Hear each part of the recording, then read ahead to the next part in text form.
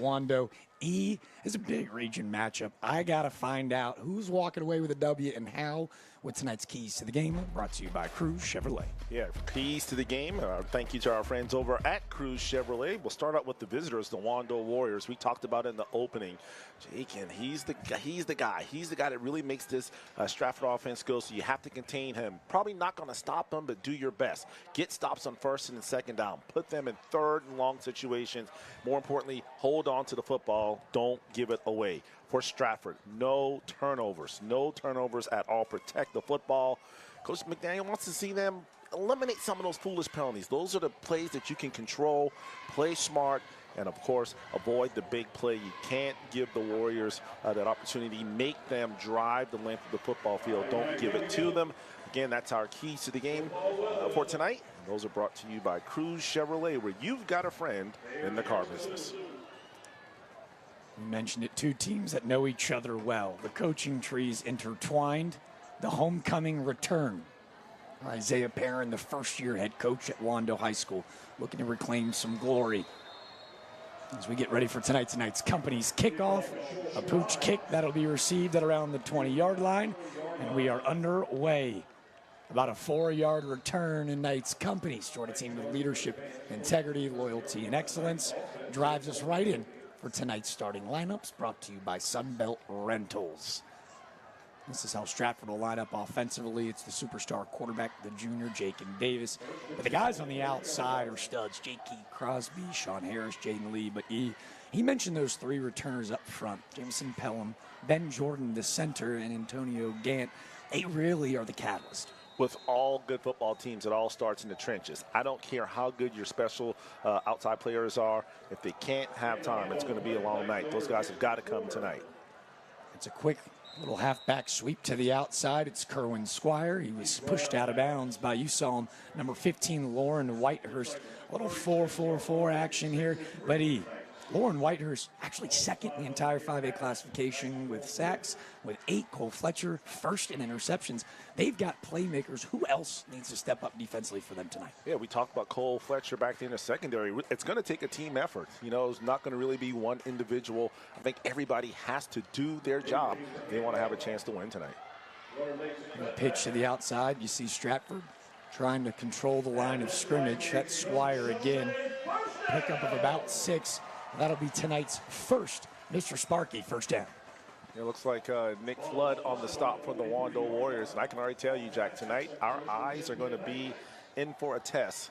I love the gray uniforms of Stratford, but those red numbers on that gray, not the easiest to pick up. Well, here's the deal. Binoculars upstairs. We got the best camera crew in the country. But you're right. I'm glad you said it. Squire, a little halfback dive for about 8.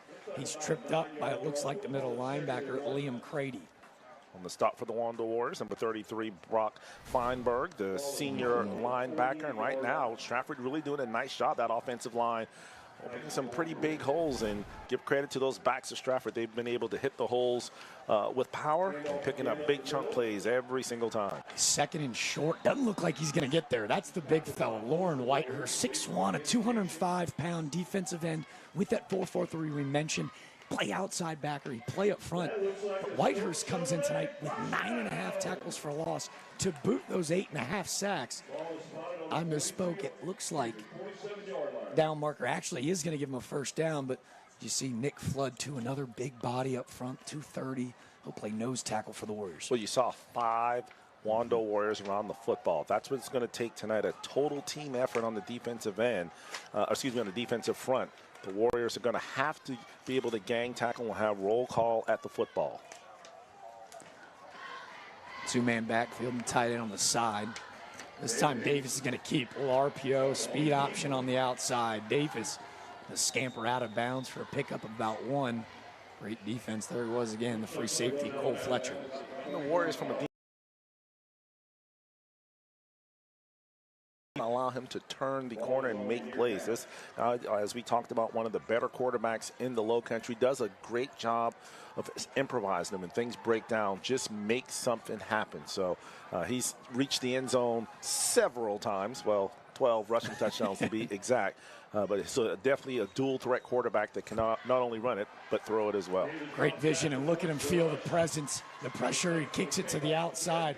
A pick of about 3 before he's tackled out of bounds by Mikey Jenkins. But again, it just feels like everything one does is special. Great vision. Great penetration by the Warrior defense, and as I just mentioned, he does a great job of just making something happen. He turned what should have been a 5, 6, 7-yard loss into a positive gain. Those are the types of plays that has everyone excited about this young man. I mentioned the touchdowns, 12 on the ground, 9 in the air. He's a true dual threat quarterback, as it looks like we're going to get our first penalty of the evening. False start. Offense. 5-yard penalty. 3rd down. When we spoke with Danny McDaniel earlier this week, he mentioned those are the types of penalties that are, the killers. As you take a look there at Danny McDaniel. Speaking of Ike Perrin going from Stratford to Wando, Danny was an offensive line coach at Wando back in the days for the legendary share coaching staffs. Maybe it's the colors. Stratford's a little bit of a, I don't want to say crimson red, where's Wando with the garnet, but his 7th season as the head coach, reigning region champions a year ago. We were on the call for their last 2. Danny McDaniel, so wildly respected here in Goose Creek. They face about 3rd and 9. Davis going to climb the pocket. He's got linebacker to beat. No fear, no problem.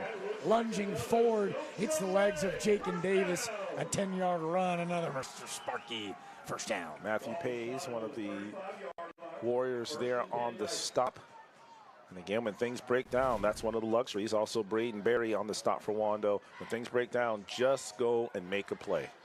Davis, a do-it-all guy, right? That's why he's got the offers from Cincinnati, Georgia Southern, Charleston Southern, just right down the road, Coastal Carolina, Liberty, UConn, Miami of Ohio. I won't bore you. The list is long, the talent immense.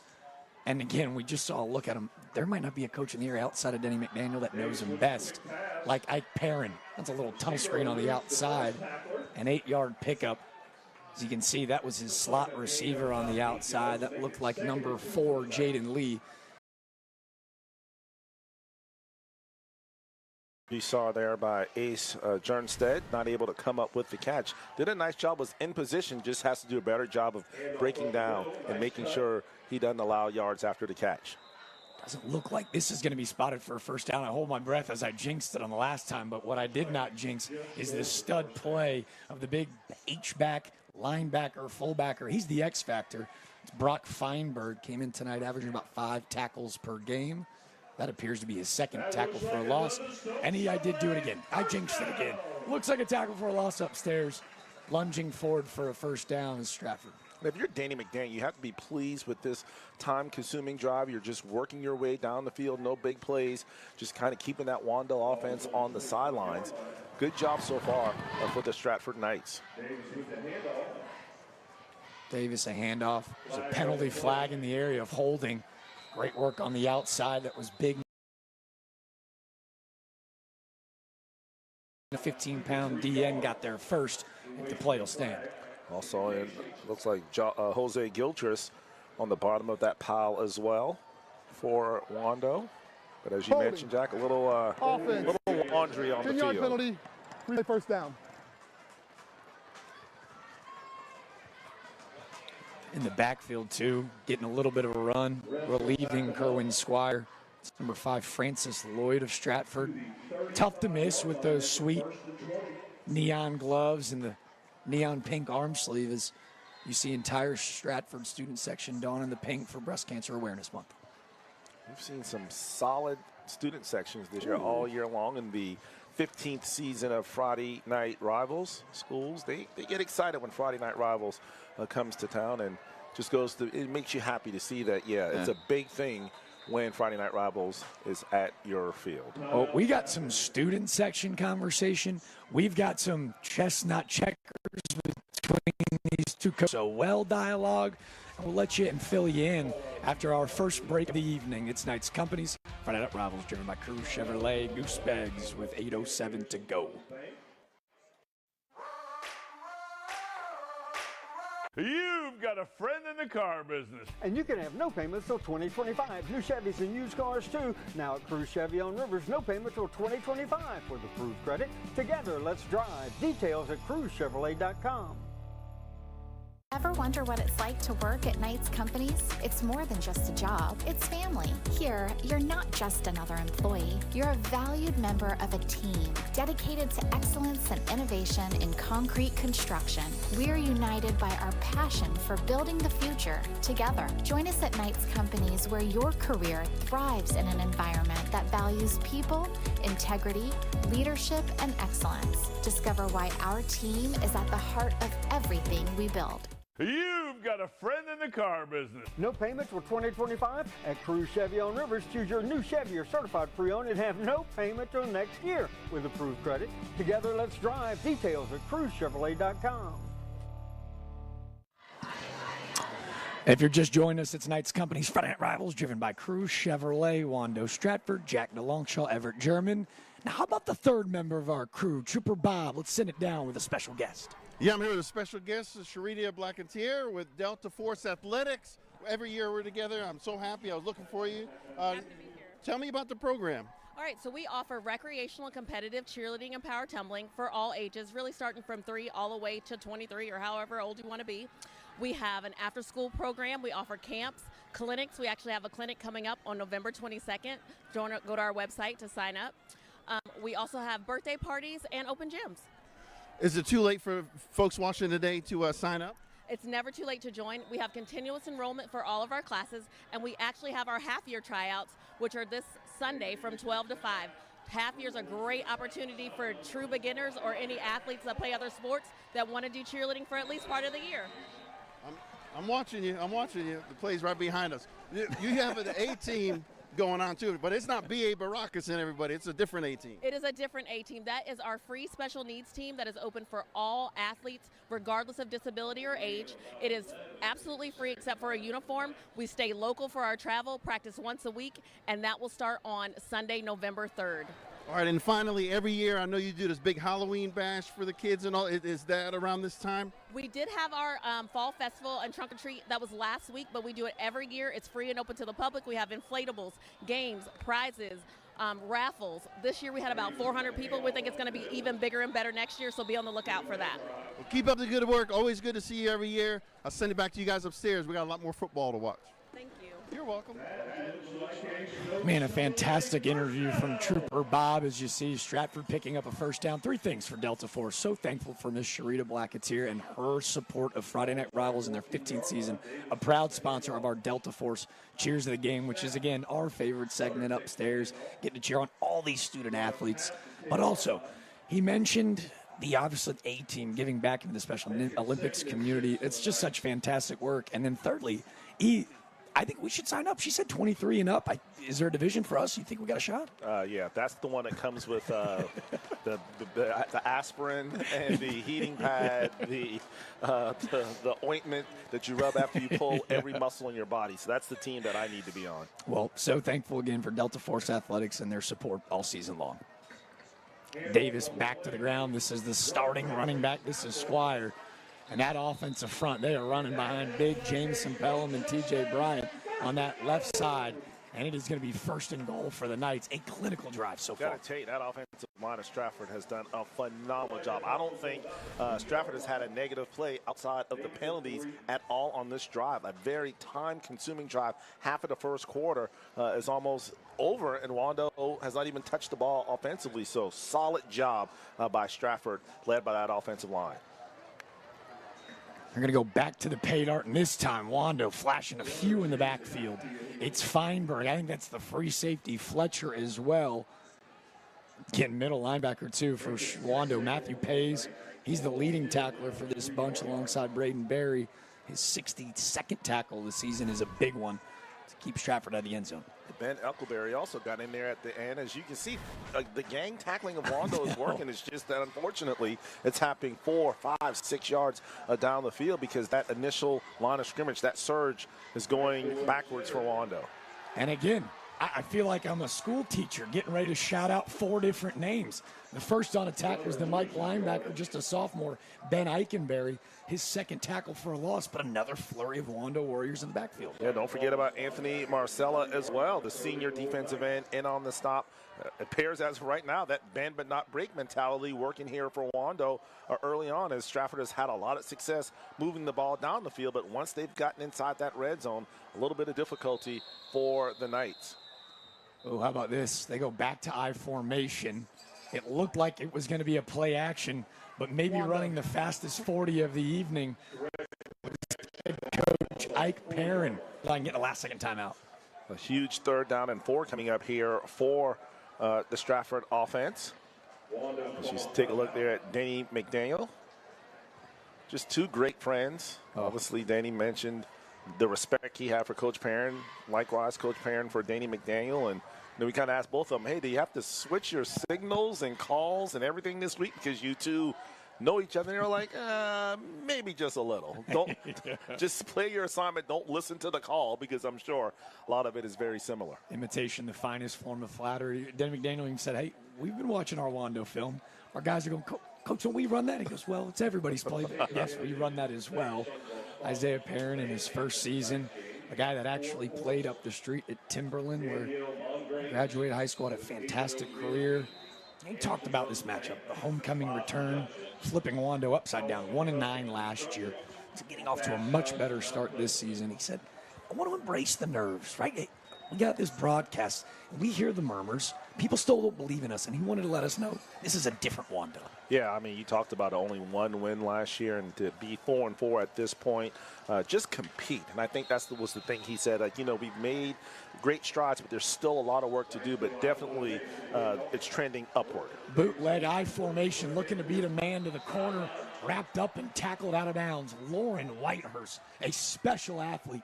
We told you, leading the state in sacks, 9.5 tackles for a loss, 8.5 sacks. That's a touchdown-saving tackle to beat the speedy Davis to the pylon. Yeah, that's pretty good closing speed. We know Davis is not the slowest quarterback by any stretch of the imagination. So for the big guy to be able to track him down and bring him down, a big play by the senior defensive end. And we saw that replay, obviously down here in the rapid repair red zone. Did they maybe get away with one repair, maybe a little tackling for him? It looked like it could have potentially been a horse collar. Stratford on to kick the field goal. Oh, man, this ball's going to be blocked. It's Whitehurst picking it up, diving it on at the 25. Wow. Tyler Stamen has been almost perfect this year, 5 of 6 field goals. The snap was muffed, unable to get it away, and Wando, bend, don't break.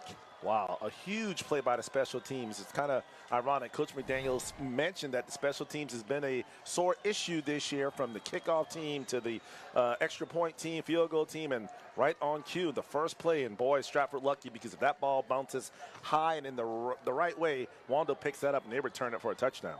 It looked like that was number 42, Luke Bittinger, the senior, 6'2", 200. I'd say he used all that reach, but he almost blocked it with his chest. It's almost funny. There were like 3 guys that could have blocked it. I don't know what happened on the protection there, but yeah, Wando either saw something on film or they just did a phenomenal job of coming up with the block. The Warriors see if they can't carry that momentum over.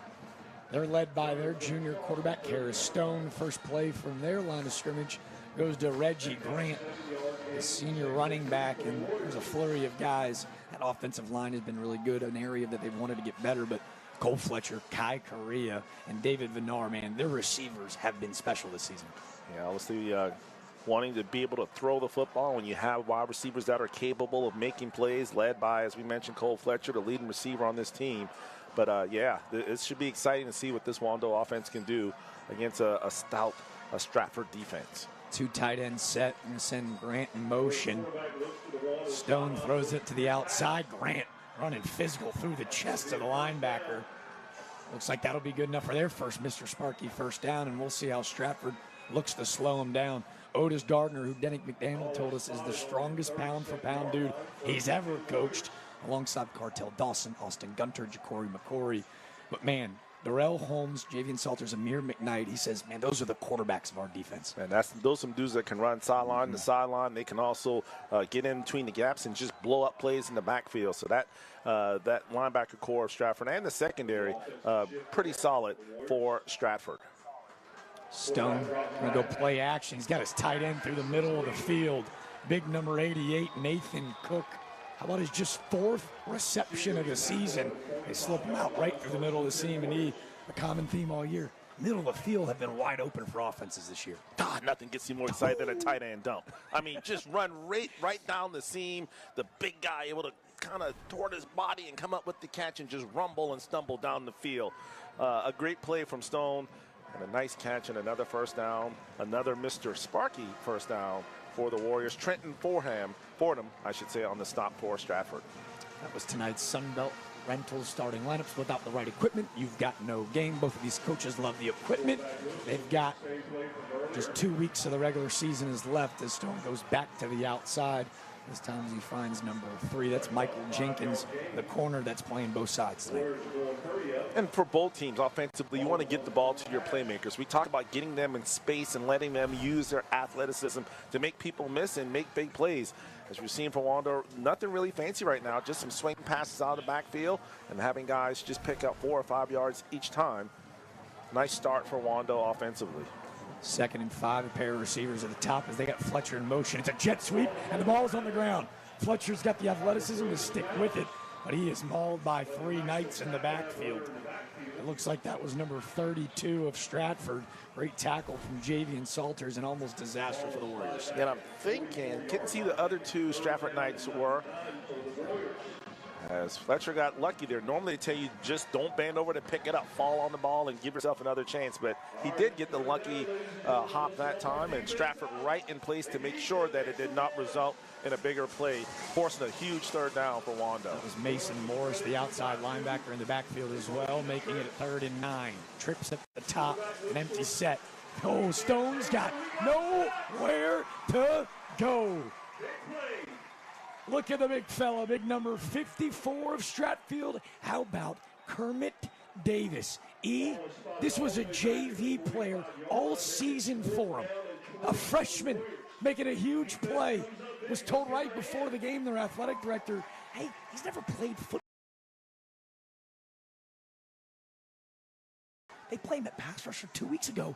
Now he's got a sack in his first varsity game. Yeah, and he went untouched in that situation. Great pressure. You know it's a good play when literally one guy, able to tackle the quarterback in open field. Solid stop by Stratford. The punt fired away by Jake Houston and a huge sack, his first of his career.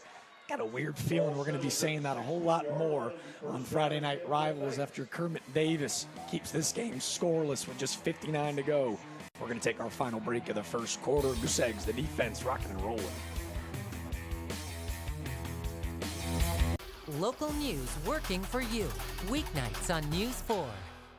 There was a car driving so fast, and he hit me. A car not stopping at the stop sign T-boned me. I was overwhelmed, so I called the Thumbs Up Guys. They make me feel secure. If you're hurt here in South Carolina, call the Thumbs Up Guys. We're those Thumbs Up Guys. Welcome to Purpose Driven Athletics. We are dedicated to mentoring student athletes, helping them reach their athletic capabilities and academic goals. Our personalized approach improves your chances of getting into the college you want. Don't wait. Join Purpose Driven Athletics today. We will give you the mentorship and coaching you deserve. Learn more about us online at purposedrivenathletics.com. Let us help you reach your goals. Your future starts now with Purpose Driven Athletics. I've been working with Jason Noble since he was referred by a friend. He's helped me so much on my retirement journey that now I have no financial worries at all. Call today to get a clearer picture of your financial future. So we welcome you back into the beautiful Ray Stackley Field. It's Knights Company's Friday Night Rivals, driven by Cruz Chevrolet.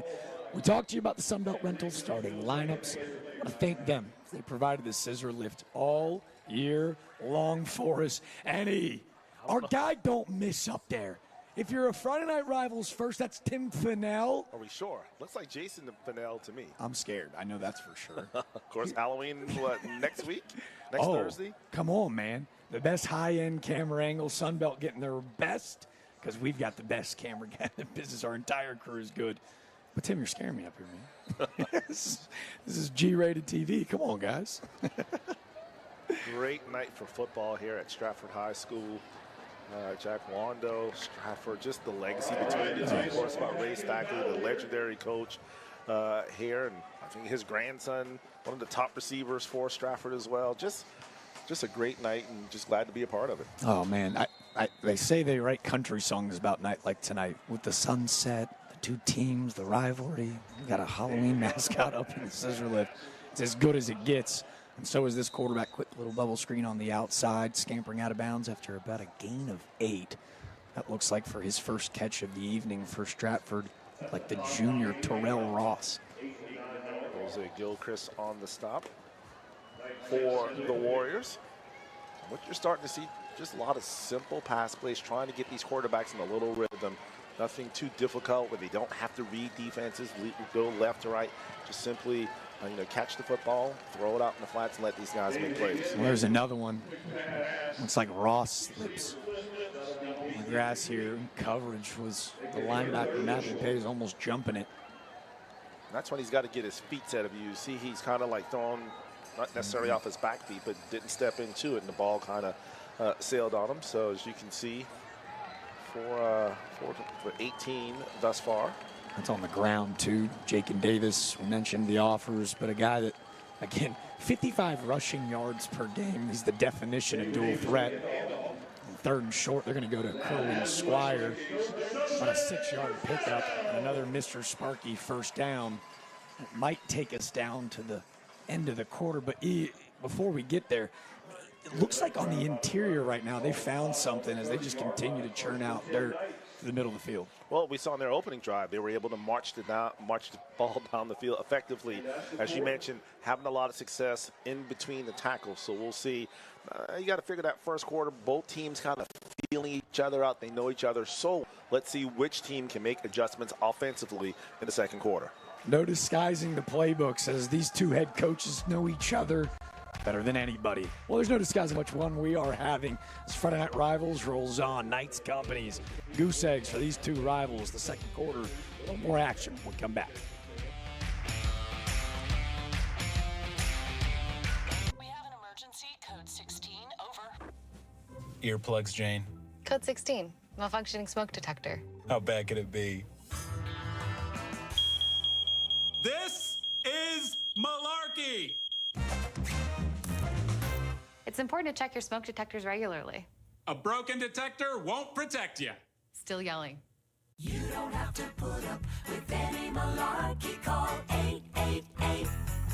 888-8-SPARKY. Is your child struggling in school? Do you know a child 16 to 19 years of age who has dropped out, lacks discipline, or is on a destructive path? Then give the Will Lou Gray Opportunity School a try.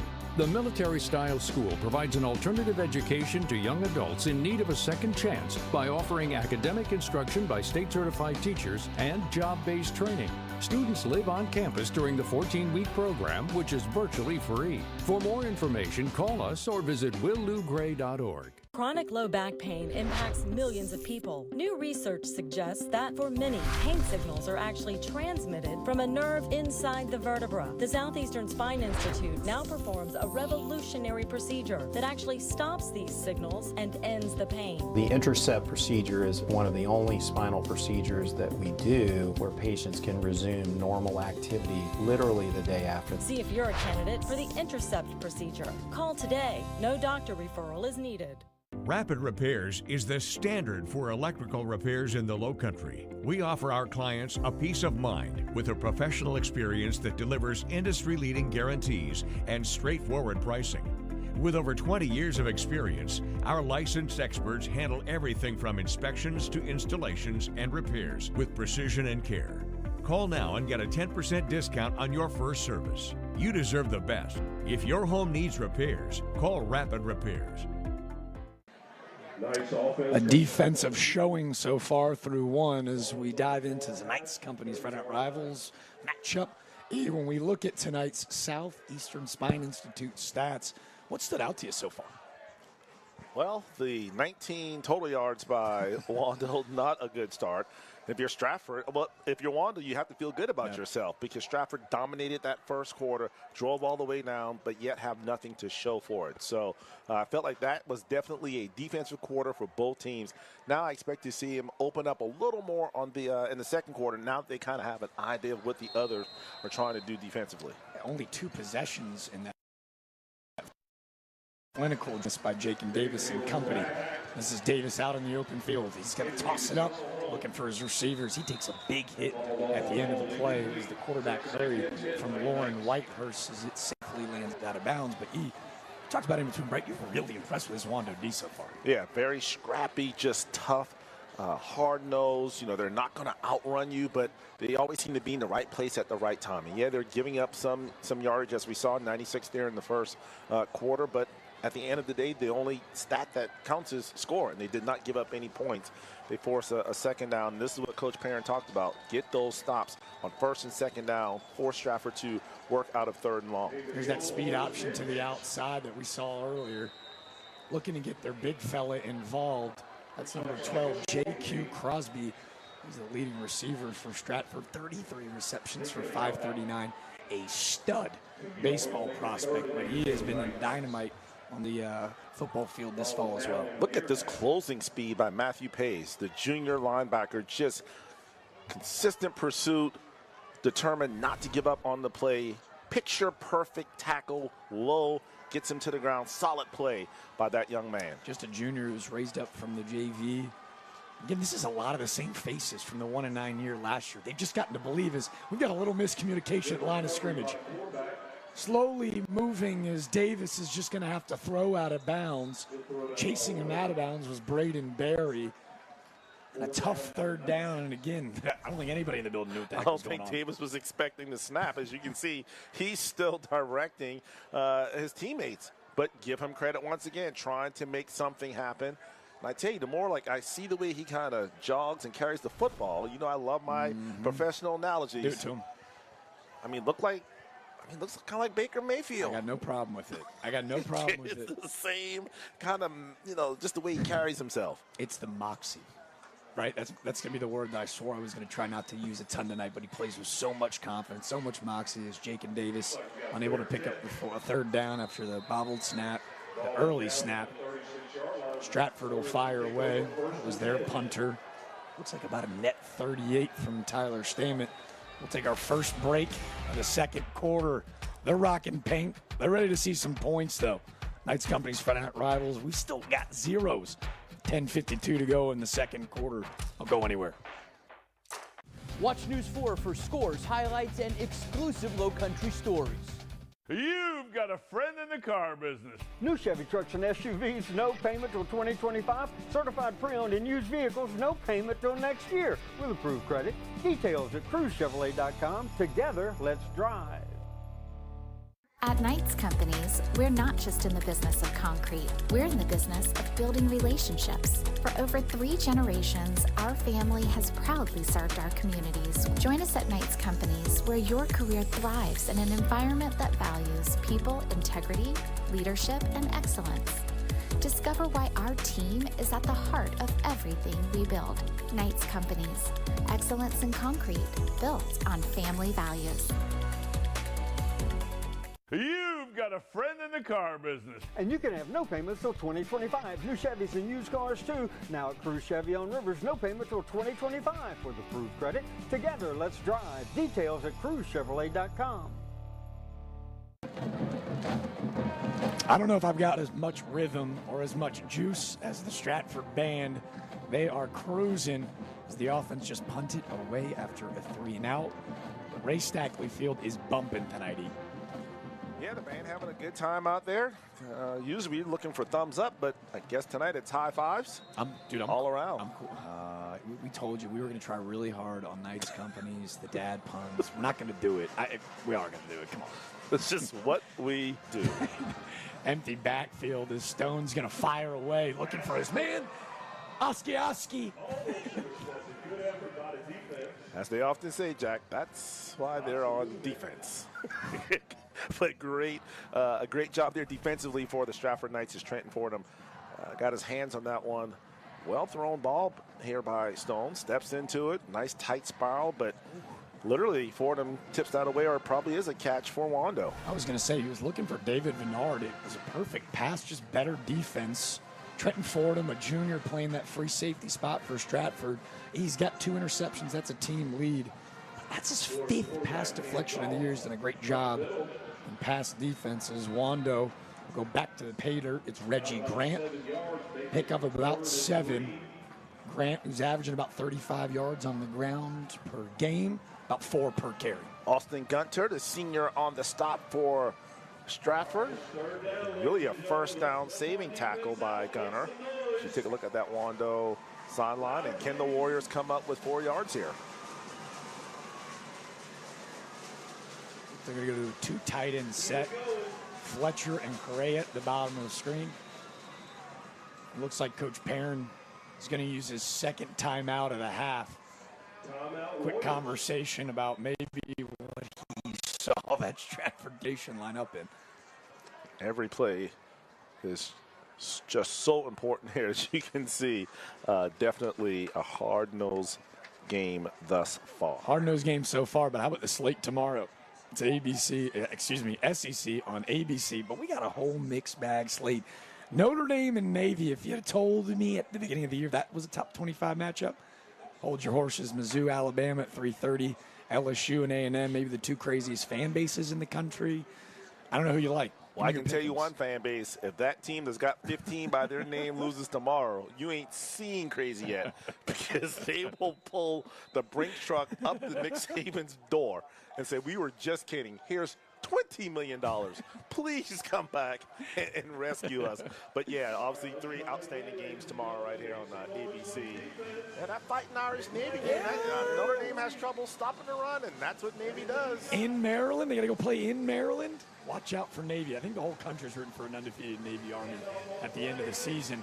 3rd and 3. How about the tough physical running of Reggie Grant? Tackled in the backfield. Looks like he may have thought to the line to gain.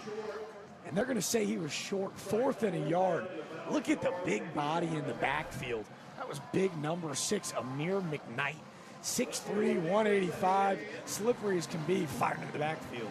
Yeah, Ja'Cory McCoy as well. He had an opportunity at him, just couldn't get him down, but at least he slowed him down enough. And Coach Perrin just relying on his defense and going to punt, well, we think, going to punt it away. I was going to say, hold your horses as Houston fires away. Oh, that's a great kick.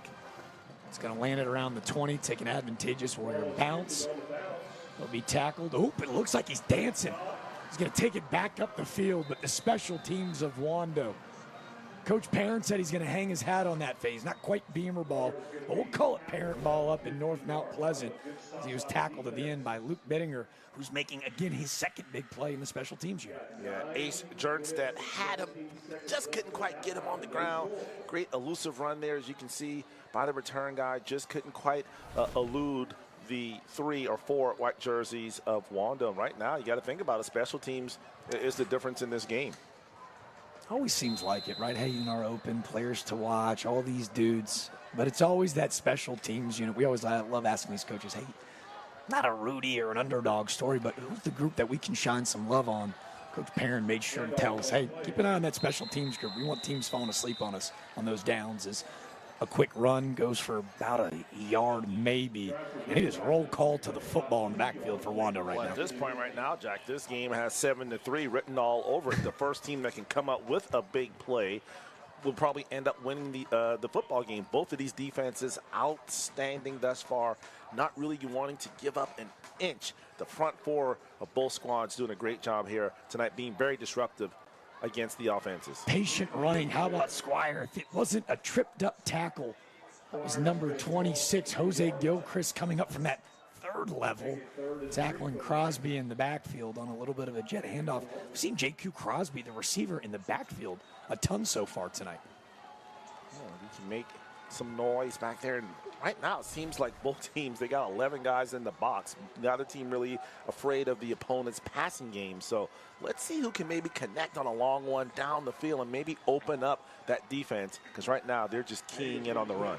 8 in the box, and to your point, he goes to a security blanket. It's the stud, Jacob Deacon, on a rifle pass and catch from Davis. Nice stop made there in the secondary by Jose Gilchrist again, and both tight ends showing out tonight. Another simple, just have your tight end run down the seam and be able to hit him in stride. Good job there. A big first down catch for Stratford. Going no huddle up tempo. Stratford catches him sleeping. A little sweep to the outside, and Crosby's got a run of about 12 back-to-back plays for first downs, all brought to you by Purpose Driven Athletics. As we talk about, Jack, it's always good for Jose Gilchrist to get a lot of tackles, but he's the safety. You don't necessarily want your safety making a lot of tackles unless it's in the backfield. Unfortunately, it's 8, 9, 10 yards down the field. So right now, it seems like this Stratford offense, at least now on this drive, starting to get a little momentum offensively. Davis is going to keep it this time. We misspoke. It was a gain of 9. It looked like that right foot stepped out of bounds early. Davis hit in the backfield. Will be slowed by forward progress. And the Warriors, again, are going to force third down. Yeah, Nick Flood just flooding the backfield that time. The big defensive lineman, 6'2", 230. The senior, nice job of fighting off the block. And again, as good as Jacob Davis is, 1 against 4 is not necessarily the ratio that you want. Good job defensively by the Warriors. You mentioned Flood, too. 6'2", 230 nose tackle. He's averaging about 6 tackles per game, which is huge at that position. His second tackle for a loss of the season is a big one. Stratford on third down. They go back to Crosby. Need him at a receiver? Let's put him in the backfield. The 2-sport star, J.Q. Crosby, his 5th tutty of the season, his first on the ground. And the Knights, on Knights Company's Friday Night Rivals. We just talked about it. Who's going to hit the big play? I thought it would have to come from the pass air, but give credit to this. Look at these offensive linemen, the biggins, just out pulling, just looking, head hunting, looking for somebody in a white helmet. And as you mentioned, untouched essentially down the sideline, a big run, touchdown, Stratford in the house. Fired away, split me up right. Tyler Stank, 22 of 24 on the season for PATs. But come on, J.Q. Crosby. Hayes' fleet at 2:05. He was flying down the sideline for tonight's first Trident Technical College touchdown. 6:52 in the second quarter. See how the Warriors respond after this short break. These are our neighbors. When one of our neighbors needs help, we want to be there for them. We want everyone that comes to our office to leave satisfied. Then we know we did our job. If you were a loved one or injured in South Carolina, call us. We're those thumbs up guys. Welcome to Purpose Driven Athletics. We are dedicated to mentoring student athletes, helping them reach their athletic capabilities and academic goals. Our personalized approach improves your chances of getting into the college you want. Don't wait. Join Purpose Driven Athletics today. We will give you the mentorship and coaching you deserve. Learn more about us online at purposedrivenathletics.com. Let us help you reach your goals. Your future starts now with Purpose Driven Athletics.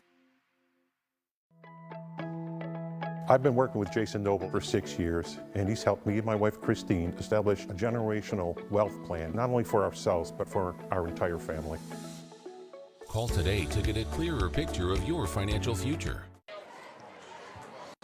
As we welcome you back into Ray Stackley Field, before we left Stratford, about a 68-yard touchdown run from J.Q. Crosby. Before we get back to the action, tonight's check presentation brought to you by Knights Companies and New 4. They're proud to present each participating home school a check for $500. This grant provides each school with extra funding to help make their school just that much better. Over the past 15 seasons, FNR and our sponsors have donated close to $150,000 to Low Country students and schools. Congratulations from Knights Company and News 4. Trooper Bob, take it away. Yeah, I'm down here on the field with interim principal Breon Packett. Sir, how will this money benefit the school? So we've got a lot of incentives that we're doing to have a targeted approach to continue the academic excellence of Stratford High School. So we're looking to really incentivize things for kids in the building. Excellent. Keep up the good work. I know your student section is loud. I don't know if the band's louder than the student section. Both of them are pretty loud. I'll send it back to you guys upstairs. We'll hear from more interim principal Brian Packett here in a few, just right after this short kickoff. We talked about getting weird on special teams. Stratford going to go to a little pooch kick. He caught around the 30. number 89, Harris Beck. That's where Wando will take over. But before they do, we're going to send it back down for tonight's Educator Spotlight with Trooper Bob, Principal Brian Packett. All right, we're in the middle of October, end of October, actually. So the 2 months already went by for school, 2.5 months. What are some of the cool things you're doing here at Stratford? We've got a lot of recognition going on. Stratford has been a long tradition of academic excellence. There's a lot of alumni getting back involved within the school. You know, they're here this week. We've had our Night of the Month celebration where we recognize faculty members for all the positive things they do in the classroom. And ultimately, we're all about the recognition. And we're going to continue to do that throughout the school year and have a collaborative approach to what we do within the classroom. And it's really exciting. We're wrapping up Red Ribbon Week this week. We've got our Pink Out game this week. Student section is doing a great job of supporting the Knights on the field, and we're just looking forward to with the rest of the school year. One thing I saw right before the game, I saw a lot of youth out here. They ran out with the team. Pretty cool stuff. Can you tell us a little bit more about that? Yes, sir. So Stratford's all about the family approach, and we're trying to get our youth involved. We've got our middle school band joining us from our 3 feeder schools, as well as our youth football program, and we're just trying to develop a mindset of excellence so when they get to us, they know exactly what to expect. Mr. Brian Packett, interim principal here at Stratford, thank you for all that you and your staff do. Keep up the good work, and we'll send it back upstairs for some more football. Dude, show Brian Packett on TV more, and all of a sudden, this defense starts crushing dudes. Saw in the last play, that was the senior corner, Ethan Coleman. And just on this last one, big number 32, Javian Slater's flying in the backfield. Isn't it funny, Jack, how when the offense has a big play, they score, all of a sudden there's life in the defense as well. The defense, their energy improves. So right now, those first 2 plays, Wando essentially had no chance. The Stratford defense trying to force a 3 and out and getting the football back to that offense. Denny mentioned it. I mean, 3 and 5 doesn't really tell the whole story. He said it's not a roller coaster. It's like we're contagious. When things go good, it's great. When things go poor, let them compile. Let's see if Stratford can keep that momentum rolling, and they do. 3rd down, a little pass deflection. That was Ethan Coleman again deflecting it. Harris Stone was looking for his stud receiver, Cole Fletcher, downfield, and started able to get off the field on 3rd. Yeah, that's, if you're a Wando, that's not what you wanted in terms of just a quick 3 and out. Right now, Wando offensively really struggling to move the football. This Stratford defense did their job. You want to get it back to the offense, and now you have to think Davis and company licking their chops as now they finally had something positive happen and looking to keep that momentum going. Good snap, firing away. Jake Houston's been fantastic tonight so far from Wando, almost running by it. Big hit, 35 of Wando. Ben Eikenberry flying down on the special teams. You have no idea how the stud, number 10, Kerwin Squire, was able to even hold on to this football. That's a dream. If you're a gunner on the punt team and you see somebody not calling for a fair catch, I mean, your eyes get big, your heart starts beating fast, and had a big hit there, but give him credit. You're right, did not fumble the ball, able to possess it. Now the offense back on the field with pretty good field position here for Stratford. You know, we saw 8 in the box on those first 2 drives for Wando. Obviously, we saw Stratford and J.Q. Crosby, that big 60-yard run. It looks like we are waiting another announcement. 5-yard penalty, replay 4th down. Well, you heard our head official tonight, our referee Taylor Kelso. They've done a great job. No one in the building saw that late yellow hanky. But it looks like they're going to go for it because it wasn't an automatic first down, but it's now 4th and short. I'd say probably 4th and 1. Wando got to come up with 2 yards to pick up the first down. Ball spotted. Wando got out there quick, trying to get Stratford's defense sleeping.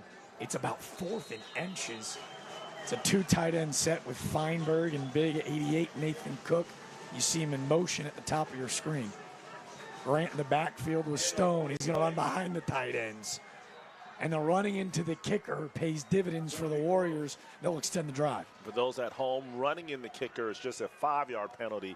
Roughing the kicker is the personal foul, 15-yard automatic first down. So a lot of times, that's why you're interested to see if they're going to call it roughing or running. That was a classic case where I believe it was 4th down and 7. The penalty mark off the 5, or 4th down and 6, I should say. No. Big run. It was a big gamble. First down for Wando. It's a homecoming for Isaiah Parent. He goes, hey, house money, nothing to lose. Let's roll the dice. Wando now in a little I formation. They pitch it to the outside. Nowhere to go for Reggie Grant. Amir McKnight, his third tackle for a loss of the season. Long, wiry, dangerous little middle linebacker. Ethan Coleman also getting in on a stop for the Knights. Great job again, stretching that run out, not allowing him to turn the corner. You want to make those running backs go east and west, not north and south. So good job there again by Stratford. No positive yardage on first down for Wando. He's telling his sideline to shush. Yeah, we're good. I think he was actually looking upstairs and going, hey, I know Knights Company gives out the player of the game. Boys, the first defensive player of the year is McKnight for the Knights on Knights Company. There you go. Just felt right as Stone escapes the pocket, but nowhere to go. Storming. There's 3 Stratford defenders in the backfield.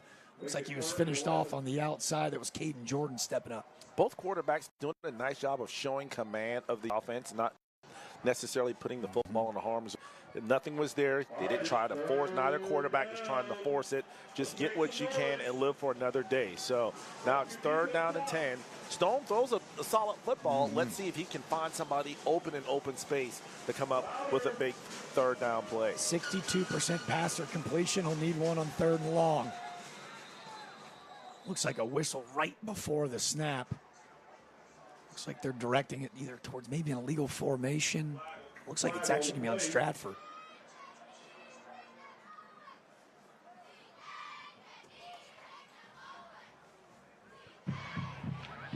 Encroachment. Defense. 5-yard penalty. Replay 3rd down. Somebody wanted to get that jump. Try to time the cadence. I was going to say a straight shot at the quarterback. I think now we know why. 3rd and 10, making it much more 3rd and manageable. Do you keep it in the area? Like you're quick off the ball, but that's a little too quick there. 3rd and 5. Yeah, Wando's not had a lot of success running the football. Maybe a bubble screen here, a swing pass. Oh. And they had him again, and yeah. And these are the penalties that Danny McDaniel talked about. These are controllable penalties. Watch the football. Don't worry about the cadence of what the quarterback's saying. Back-to-back offside penalties. And instead of having 3rd down and 10, 5-yard now penalty, it's 1st down and 10 for Wando. And a 1st down. Well, it is their identity, right? They love to roll that nickel down. They love to blitz 4 to 5, stunt it all over the field. Really high IQ coaches, and they know the players can handle it. But to your point, it's now the 3rd penalty on this drive. That's gifted Wando 2 first downs. And that's the difference sometimes between winning and losing, something as simple as that. Stone, this is a designed quarterback run. Are you kidding me? Whoa. Clowney-esque. Look at the helmet fly off of Harris Stone. A monster hit from Javian Slaters. He's fired up. I am too. We hope the health of Harris Stone is okay, as this is a tough, gritty kid popping back up to his feet quickly. Oh, and he didn't even get hit in the helmet. He got hit in the shoulder, and the helmet popped off. I mean, we knew it was some serious football hitting going on, but tonight, you're right. Look at this. That's just helmet to shoulder pad, and the force. I'm covered in goosebumps, guys. Javian Slaters. I mean, this is legit. We might as well put this on a tutorial video. A monster hit on 1st down. I don't blame him for being fired up, as Harris Stone, again, tough kid getting back to the sidelines. Looks like he's good to go, so we are going to celebrate the big hit from the Mike Backer Slaters. So we have a Wildcat formation here. I don't see Stones. I think he has to step off for one play. Yeah, it is. It's big 33. Brock Feinberg, not many 220 quarterbacks in the country. A little bit of a different look. They hand it off. That was Michael Jenkins sliding forward.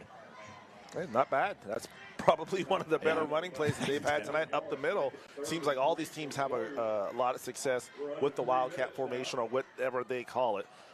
That was a big play on 2nd down and long, and now a more manageable 3rd down and 3 for this Wando offense. If you're the Stratford defense, you just want to keep Wando, make them use time, and not allow them to get any points before the half. I was going to say, this has been a quick first half with only 2:20 to go. They go back to that Wildcat formation on 3rd and 3. And Coach Perrin's going to use his final timeout, maybe to allow his quarterback to come back into the ball game. Sure about that. I mean, we just talked about it.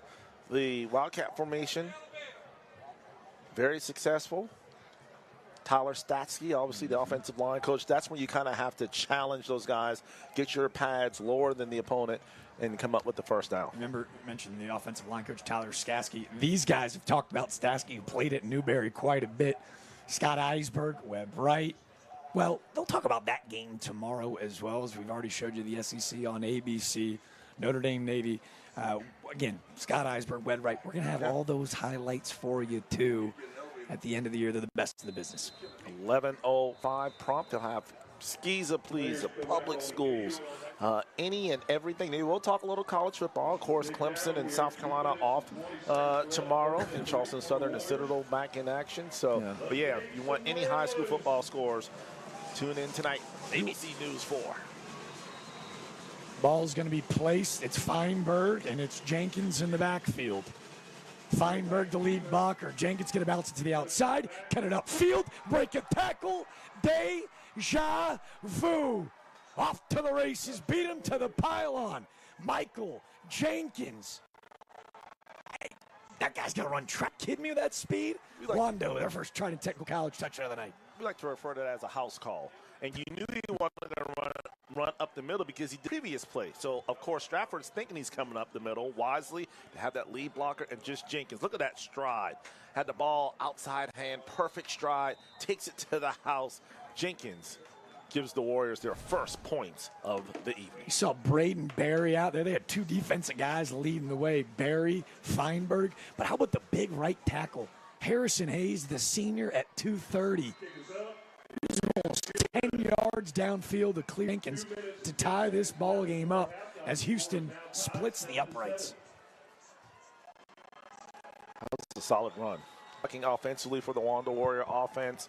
And again, sometimes it's just the simple plays. Nothing fancy, just getting Wildcat and, hey, you lead block, I'll follow behind you, and I'll just follow you into the end zone. So both teams now have scored 7 points. They both scored essentially on the same play. I know. to the right, around the sideline. Safe to say, I think this one's going to go down to the final play. See Feinberg letting him know, well, he's got a heck of a mentor talking with him. That's Ortre Smith. Ortre Smith, he's a member of Friday Night Rivals lore. He won this MVP trophy as a Warrior, was recruited by all schools across the country, played his college football at South Carolina. He was a Gamecock. He was a stud before injuries cut his career short. And let me tell you, I don't know if there's anyone poised, perfect hire for him to come back and mentor the next wave of studs in the low country. Yeah, I had a chance to talk to him before the game, and he's doing a phenomenal job giving back to the youth. Obviously, they respect him because of what he did. Mr. Football, top wide receiver in the state. I'll never forget, I think Carolina was playing, maybe East Carolina. I can still think back to his first touchdown. Otre and the DB collided at the goal line. Let's just say Otre ended in the end zone, as did the DB, because it was a collision that definitely was won by Otre. But yeah, good to have him and Statsky and Trey Nichols, guys that played at Wando. They have that Wando Warrior pride. They know what it means to put the diamond on their helmet. It's good to have those guys back. And then, of course, offensive coordinator Art Craig, one of the best in the business, had success at Timberland, also at Hanahan. Ike Perrin is definitely building something special over in East Cooper. Talked about mentors. Art Craig has won multiple state championships. One of those with Isaiah Perrin, as Davis is going to escape the pocket. And this defense, so relentless. Lead blocker, sack getter, Brock Feinberg, the X factor for the Warriors so far. His second sack of the season. Like, these dudes are just nasty. Like, they're just tough, physical, maybe what they somewhat lack in athleticism. They just get after it. They're football players, and that's what you want. Look at the pursuit. Refusal to give up on the play. Roll call at the football in the backfield. This Wando defense came to play tonight. Looked like the offensive line of Stratford thought maybe that Davis was going to give it up. Some miscommunication as Davis on an island will now be about 2nd and 17. Tunnel screen to the outside. Beat a tackler, and that ball's out. It looked like Feinberg punched it loose. Whitehurst picked it up. And this defense getting mauled by Trey Nichols and company. The Warriors' defense continues to put the team on their back. Whitehorse has been a monster tonight. As you see right here, helmet on the football. That's high. get the lucky bounces right into their hands. And as you mentioned, being in the right place at the right time, that was Lauren Whitehurst, the senior defensive end. Wando back on the attack. 1:14 left here in the first half. Let's see, as you see Ike Perrin, he's pumped. Can the Warriors capitalize on the turnover? And these defenses, Ike Perrin in just year one has got the Warriors bought in. Starting running back in the game, it's Reggie Grant. Little thunder and lightning is Jenkins. We saw on that 30-plus yard touchdown run. It's that time of year where all of a sudden, like, we're seeing guys play two ways of the ball. Mikey Jenkins has not run the football a ton this year. They need him. They got him. Big run. Now back to the starters. That's the ultimate team player. Of course, Wando known for their thunder and lightning. All started with Michael Jefferson and Chris Coakley back in the day. Looking for a man downfield, and he's got him. What a ball from Harris Stone. He's got David Vennard and a touchdown. Vennard, second of the season with the clock dwindling down. Looked like they just continue to run it, maybe play for three. Caught us sleeping, caught this home fan sleeping, and now Warriors take their first lead of the night on David Vennard's second touchdown in the season, a dime from Harris Stone. What with a distraction in front of him, kept his eye on the football, kept his eye on the prize. You see Otrey Smith there, proud as Wando goes for two, and they get the two-point conversion. I said sleeping, didn't I? I don't know swing gate play because I'm looking at the replay or waiting for the replay, and all of a sudden I see, I think Wando ran the swing gate play and got caught Stratford sleeping as well. Yep. That's exactly what they did. Backyard football. Yep. Come on, this is all it is. You want to talk about love of the game? Isaiah Perrin has come in and gotten these guys to not only on. That is going to be a play to remember. Wando extends the lead to now 8. That will get you going. That'll get the juices flowing here. But for what we've seen thus far, still plenty of time left here in the first half, 34 seconds. Wando better not let their guard down. Well, I'll tell you this, like we mentioned, Jake and Davis, one of the most dangerous in the areas. Wando's going to rush their 11th man on the field. But he said all week, he goes, hey, here's the deal. The more that we put on tape in special teams, the less they have in practice time to worry about us on offense, defense. Well, they got a lot of people concerned with what the heck they're doing on special teams. As that's Francis Lloyd on the return, bounces it to the outside. Breaks the tackle and is upended at the 32. We'll see if this is going to be on the Warriors and the Knights, as there was a penalty at the end of the play. Yeah, how about that? Reggie Grant and Jose Gilchrist, guys that start on the offense and defense, also playing on the special teams. That's what we've seen now, basically in high school football. You have to put your best players on special teams as well, because teams have literally lost football games with that third component of football being the special teams. During the return, holding. Return team, 10-yard penalty, first down. Well, it's going to be 10 yards tacked on at the end of the play with 2 timeouts in your back pocket. We haven't really seen them be able to throw the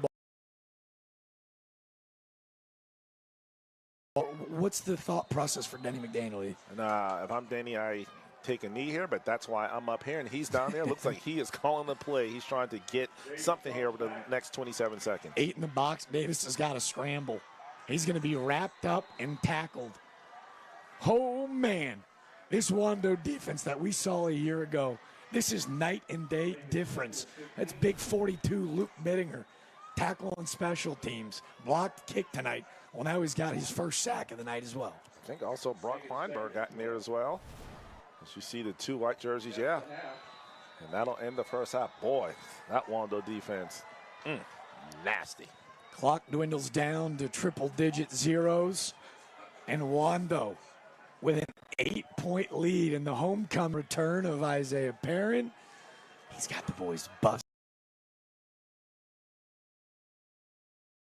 Pre-game conversation is not about me, it's about Wando football, but trust and believe those guys, they love their coach, they're playing for him, and they would like nothing more than to come here and get a win for him. Ike Perrin told us the motto of the year was CHOP. Championship habits optimize perfection. We're not looking for perfection. We're just trying to build young men that believe in each other. We're believers upstairs. Let's send it down to Trooper Bob and Ike Perrin. Hear how the boys are feeling after a crazy first half.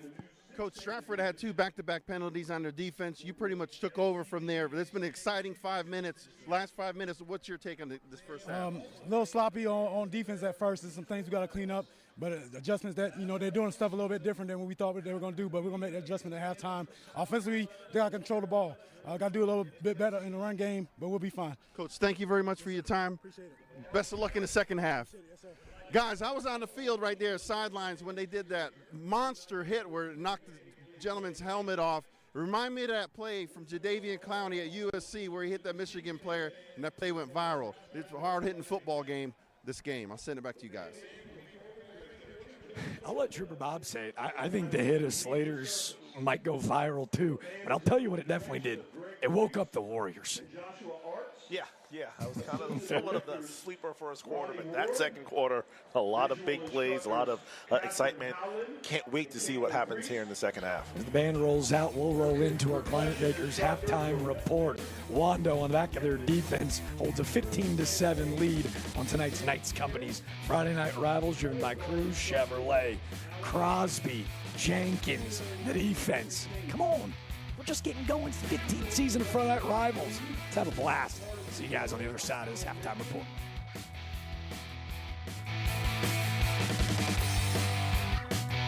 What do we got?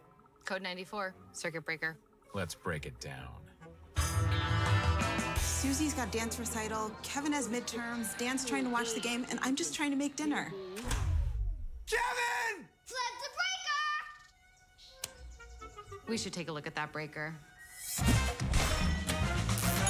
Relieved of duty. You don't have to put up with any malarkey. Call 888-8-SPARKY. I am glad I'm here because it's really helping me. I have a lot of things I want to do. I like being in charge of others. My confidence really built up since I've been here.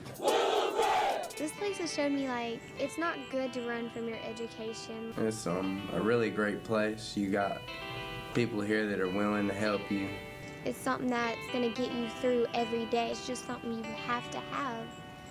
And they're making it possible for me because if I wasn't here, I would not be in high school.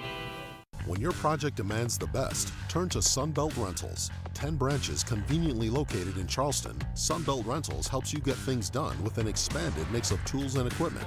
With over 14,000 pieces of equipment, expert advice, and reliable service, we help pros and DIYers tackle any job, big or small. Rent from Sunbelt Rentals, a company proud to be involved in the community and schools.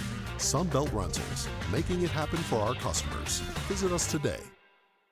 Rapid Repairs is the standard for electrical repairs in the Lowcountry. We offer our clients a peace of mind with a professional experience that delivers industry-leading guarantees and straightforward pricing. With over 20 years of experience, our licensed experts handle everything from inspections to installations and repairs with precision and care. Call now and get a 10% discount on your first service. You deserve the best. If your home needs repairs, call Rapid Repairs. Welcome to the Climate Makers Halftime Report, where your comfort is our business. As the Climate Makers Halftime Report rolls on, we are proud to bring you today's Scholar Athlete of the Week. Each week, the Thumbs Up guys are proud to highlight said Scholar Athlete from each participating school. The student selected will have an opportunity to win a $5,000 scholarship at the end of the season. Tonight's Scholar Athletes are first from Wando. It's the cheer captain, one of the best in the entire Lowcountry, Miss Salem Dunaway, a 504 GPA. Salem has cheered for Wando since 2020. She's been our varsity competition team since 2020. She was voted as one of our senior captains this season, one of the best, but in the community. She is a part of the Wando High School Academic Saturday School Tutoring Program. She is part of the Isle of Palms Beach Beautification Group. She's also in the community volunteer work with Sand Dune Stabilization Program, doing it in the classroom, on the hardwood, at the gridiron, and the community as well. Salem, her parents David, Karen, her older brothers. This is an unbelievable family and the perfect representation of this week's Scholar Athlete. But on the other side, It's the guy that we've been talking about all night on the gridiron. It's Jacob Deacon. You want to talk about a bright future. We already told you that Jacob Deacon, with that 5.24 GPA, he'd probably be the valedictorian if it wasn't for a workout class. This guy is as good as it gets. A 3-year Letterman varsity captain this season. He's also, as we told you, a Letterman on the varsity baseball team as well, where next year he will take his talents to the Citadel just down the road, where he'll play baseball for the Bulldogs. Something about that in the genes. But again, not in the classroom, not just on the gridiron as well, but 100+ hours of community service work down at the Somerville Miracle League, Special Olympics, the Berkeley Olympic Games, Operation Homefront, Second Chance Bikes. You want to talk about 2 young student athletes that are absolutely taking care of business on and off the field, impacting the Charleston community. Look no further than Jacob Deacon and Salem Dunaway, this week's Thumbs Up Guys Scholar Athletes.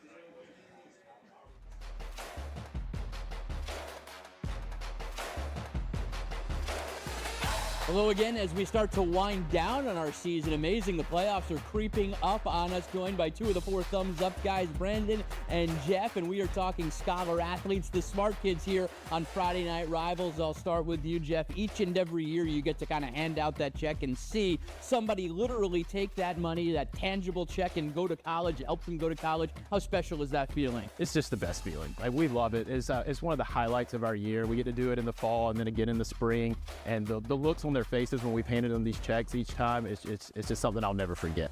Brendan, why did your law firm decide to kind of get into this spirit of giving, if you will? Well, what we do is help people. So we help people that are, injured by no fault of their own, right? And then the fact that we get to help people, the kids, and go into the next level, it just aligns with everything that we stand for. It's helping people who need a little bit of extra help. We know college isn't getting any cheaper, No, it's not. So we're glad that we could play a small part in their future. Absolutely. Brandon and Jeff, 2 of the 4 thumbs up guys right here presenting our Scholar Athlete of the Week on Friday Night Rivals. We'll be right back with more from the Climate Makers Halftime Report.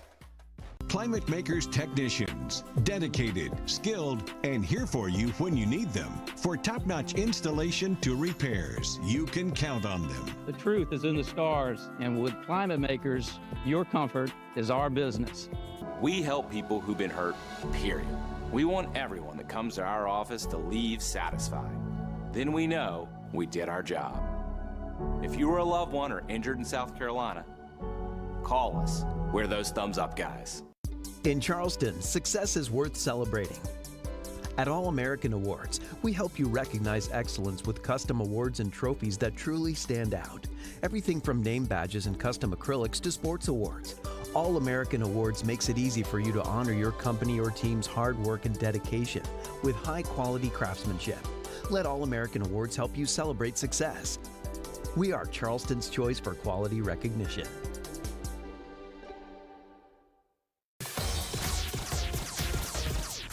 Delta Force Athletics is the home of Delta Force All-Stars, Charleston's premier cheerleading and tumbling center. Our 10,000 square foot facility allows your child to discover their athletic ability, regardless of skill level. Now enrolling for after-school programs and recreational tumbling. Join us for half-year tryouts, Sunday, October 27th. Visit our website to sign up today. Delta Force Athletics. Don't miss your chance to join the force. We've been working with Jason Noble for several years. Recently, when my husband got a layoff notice, we weren't sure if he was ready to retire, but we went to Jason and he said, yeah, you're ready, go for it. Call today to get a clearer picture of your financial future. At Climate Makers, we're more than experts in heating and cooling. We're family. For over 20 years, we've kept homes comfortable. Trust us with your family's comfort. The truth is in the stars, and with Climate Makers, your comfort is our business. Welcome to the Climate Makers Halftime Report, where your comfort is our business. Low Country High School football fans, it's your favorite segment of the week. We're giving you the opportunity of a lifetime to vote for tonight's Delta Force All-Stars Cheer of the Game. Log on to abcnews4.com/poll and vote for either of tonight's cheer squads. Cast a vote for the Delta Force All-Stars Cheer of the Game. Those results will be shown later tonight during the fourth quarter. And with no further ado, It's the Warriors and the Knights cheer squads.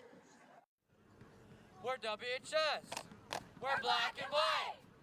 We're the W, we're the H, we're the S. We're WHS. We're WHS. We're the home of the black and the white. We're black and white. We're black and white. We're WHS. We're black and white. We're WHS. We're black and white. Let's go, Warriors!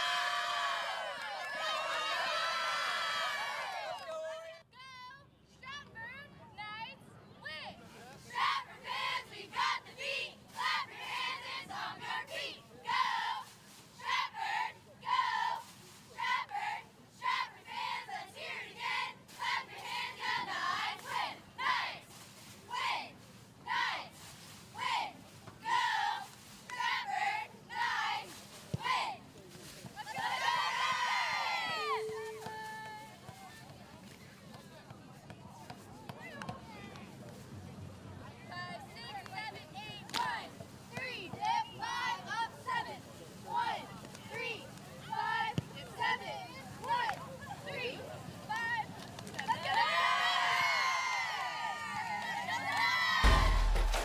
We'll be right back with more from the Climate Makers Halftime Report.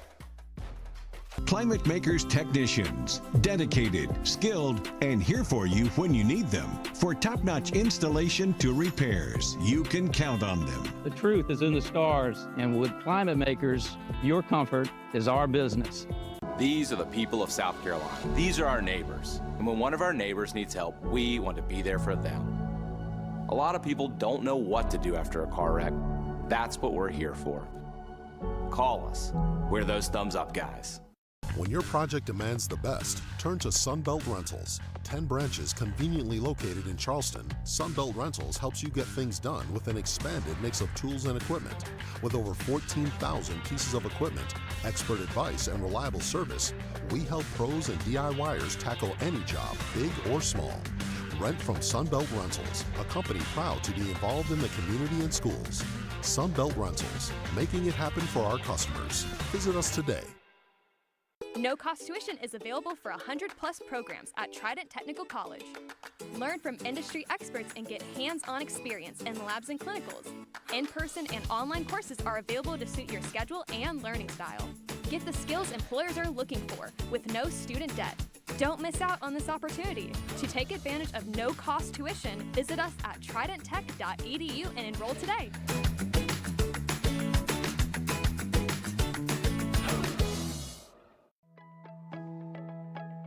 I've been working with Jason Noble for 8 years. As a result, I was able to retire early. I've referred him to several friends and family. I trust him tremendously. Call today to get a clearer picture of your financial future. At Climate Makers, we're more than experts in heating and cooling. We're family. For over 20 years, we've kept homes comfortable. Trust us with your family's comfort.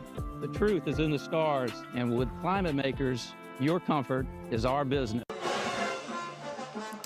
Knights Company's Friday Night Rivals, driven by Cruz Chevrolet, and the Climate Makers Halftime Report keeps moving forward. Wando with a 15-7 lead.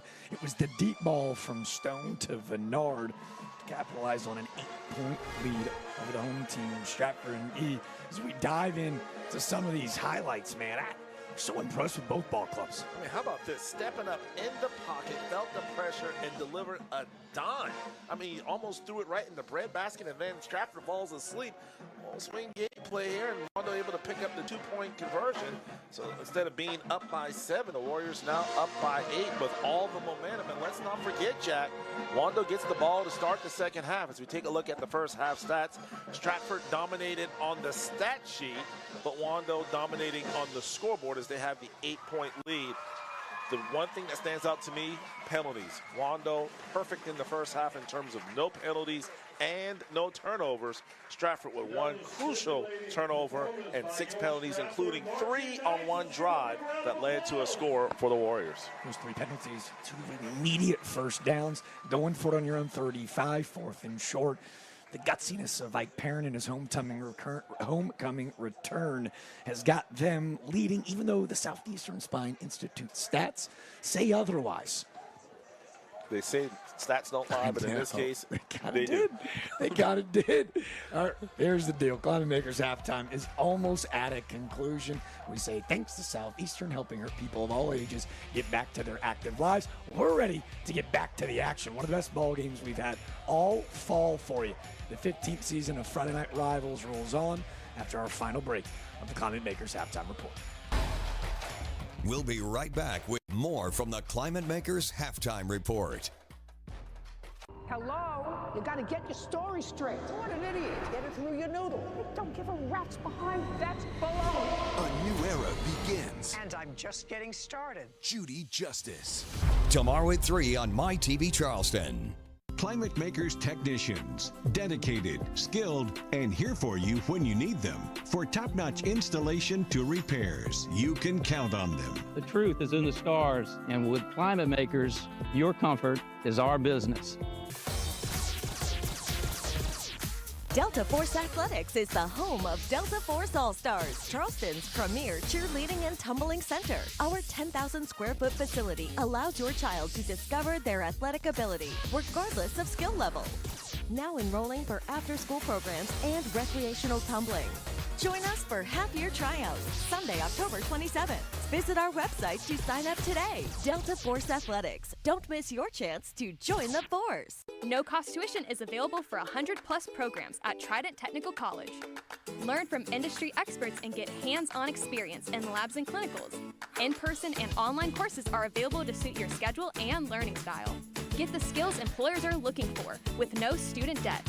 Don't miss out on this opportunity. To take advantage of no-cost tuition, visit us at tridenttech.edu and enroll today.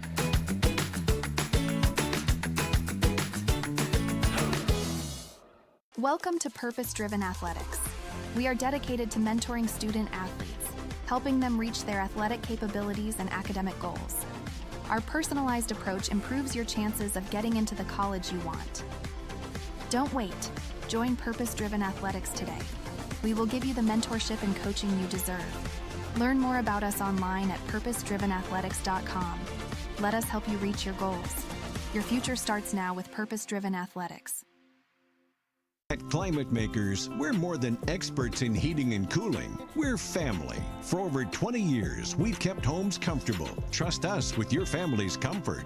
The truth is in the stars, and with Climate Makers, your comfort is our business. Halftime is to a conclusion. The team's out warming up for an electric second half, and this sure to be an electric halftime report. One of our favorite coaches in the entire area. It's Trooper Bob down with the home squad's head man, Mr. Denny McDaniel. Take it away, boys. Coach, big first half for both teams. What was your take on that first half? I thought we played fairly decent defensively. We had a chance to go off the field there, and we had some costly penalties that extended their drive and got them a touchdown. Offensively, we've had some penalties that have kind of eliminated our drives right there.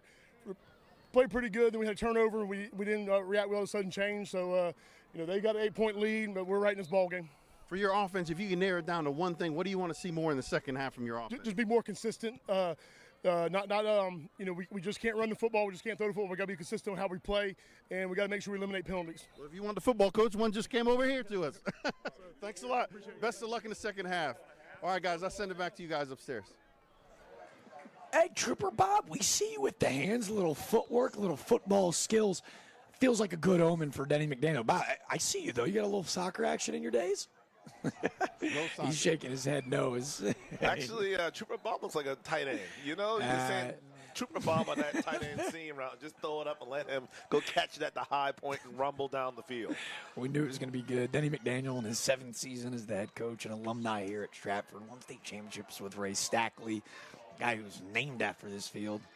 I played at Charleston Southern, was an offensive coordinator under Coach Stackley before being the head man over at St. John's, before coming back to his alma mater. And he said it hasn't been, right, a roller coaster of a season. It's just been contagious. He said last week, game day takes the first kickoff of the game back to the crib, and it's like we just were shell-shocked. But when it's been good, arguably they gave Somerville the best game of the season, a game that was cut short at halftime. Like, this team clearly has the talent What do you want to see out of him in the second half to get back in this one? I think it's just that consistency and eliminate the mental mistakes. I mean, you do such a great job of coming up with positive plays, and then, of course, you'll follow it up with one or two penalties offensively. So that opening drive, Jack, you and I both looked at each other and thought, okay, this could potentially be a long night, but give credit to that Wando defense for not giving up any points. Defensively, Stratford was outstanding in the first, I guess, quarter and a half. And then give credit to Wando. They were able to execute out of the Wildcat formation. The defense forces the turnover. They give it back. And then, of course, the big play there at the end. So for Stratford, yeah, you just got to eliminate those mental mistakes and understand there's still plenty of football left to be played. They can help themselves by forcing a 3-and-out on this opening drive of the second half for the Warriors. Hey, guys, it was their analogy, not mine. So if you're not a Star Wars nerd with me at home, hang tight with me. It was obviously the Master Jedi, the young Padawan. That was their words, not mine. He said it was only in due time. Denny McDaniel, that Ike Perrin, he goes, man, this guy is a star in the coaching world. We're just waiting for him to go and spread his wings. He gets the opportunity. Check one in the first half to the young Padawan. Let's see what Denny McDaniel has up his sleeve. Because he told us, he goes, this is in October in Goose Creek. This is Squat-tober. Talked about the work in the strength room, right? Like last year, they found themselves in this exact same position, needing to win out, to go beat rivals. And on Friday Night Rivals, we watched them beat Berkeley and Goose Creek to win Denny McDaniel's first region championship in his 6th season. He's got 6 guys squatting over 500 pounds each. He's got 5 benching over 300. He credits all of it to his head strength guy, Coach Shepard. This is that time. Second half, they always talk about Derrick Henry, the baddest dude in the fourth quarter. It's time for his big fellas to flex and outlast a team that they feel they might be more physical here in the second half. Well, I got to tell you, we talked to Coach McDaniel, talked about the special teams. One of the teams that he really had concerns about was the kickoff team. He said, I almost prefer we just kick it out of bounds because they've given up a ton of big plays on kickoff. This is a crucial, let's see what they elect to do here, because, again, they're going to have to, you talked about it, that strength, that physical strength, that mental clarity they're going to have here in the second half if they want to come back and win this game. Plenty of football left to be played. They're only down 1 possession. But for some reason, I feel like this play coming up right now, especially if they keep it in play, we'll see what Stratford has, basically what they're made of here for the second half. I'll tell you everything you need to know, right? Obviously, having to kick it away to Harris Stone, who just delivered his 13th touchdown on the season, came into tonight with a 62% passing completion, about 173 in the air. Those numbers about on brand. But with 30 seconds to go, they're kind of lulling you to sleep, not using the timeouts. He delivers a 44-yard dime to David Vennard, right on the numbers. Do you expect to see maybe Coach Perrin trusting his quarterback to toss it around the ballpark in the second half as well? You got that momentum. You have the guys on the outside that can do it, and you mix it in with, obviously the running back. They had a lot of success as well, so let's see what happens. There's that little pooch kick. Caught it around the 25. Tackled, and the ball on the ground. You said you needed to see something. You needed to see the third phase step up. Ball on the ground, and here come the Knights. We said it, big 32, knocking helmets off, now knocking the roof off the building. Javian Slater's, his first fumble recovery of the season's a huge one. Really sat there forever and ever. That's the break that Stratford needed. Wando had everything go their way.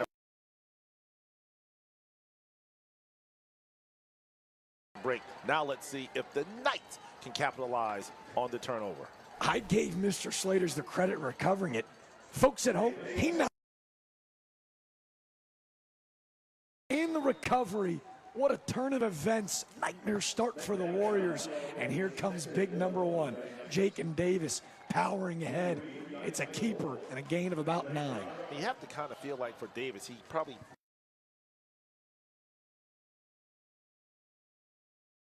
one can put this team on his back. 2-man backfield. Crosby's been a receiver all year. He gets the handoff. It's that sweep to the outside. Much better disciplined defense as it was Jose Gilchrist stepping up, forcing out of bounds. Another solid job by Wando defensively, not allowing him to turn up the field, put that foot in the ground, and go north and south as they stretch it all the way to the sideline. Great pursuit, sideline to sideline. As you mentioned, Gilchrist there to knock him out of bounds, but not before a Stratford first down. Pair of receivers at the top. 2 running backs in the backfield. It's a tight end set at the bottom with Jacob Deacon. They go back to the right side. Who wouldn't want to run behind big Jacob Deacon? Clearing the way at a 2-yard pickup for Crosby yet again. And when you have those types of, obviously, Deacon, a solid blocking tight end, as we see another helmet come off. This time the big guy, Trenton Moore, lost his helmet, so he'll have to step out for one play. I got to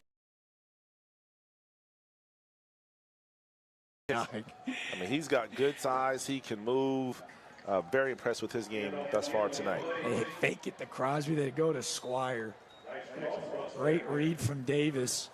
It's going to be right at around the line to gain. Let's see where they mark it.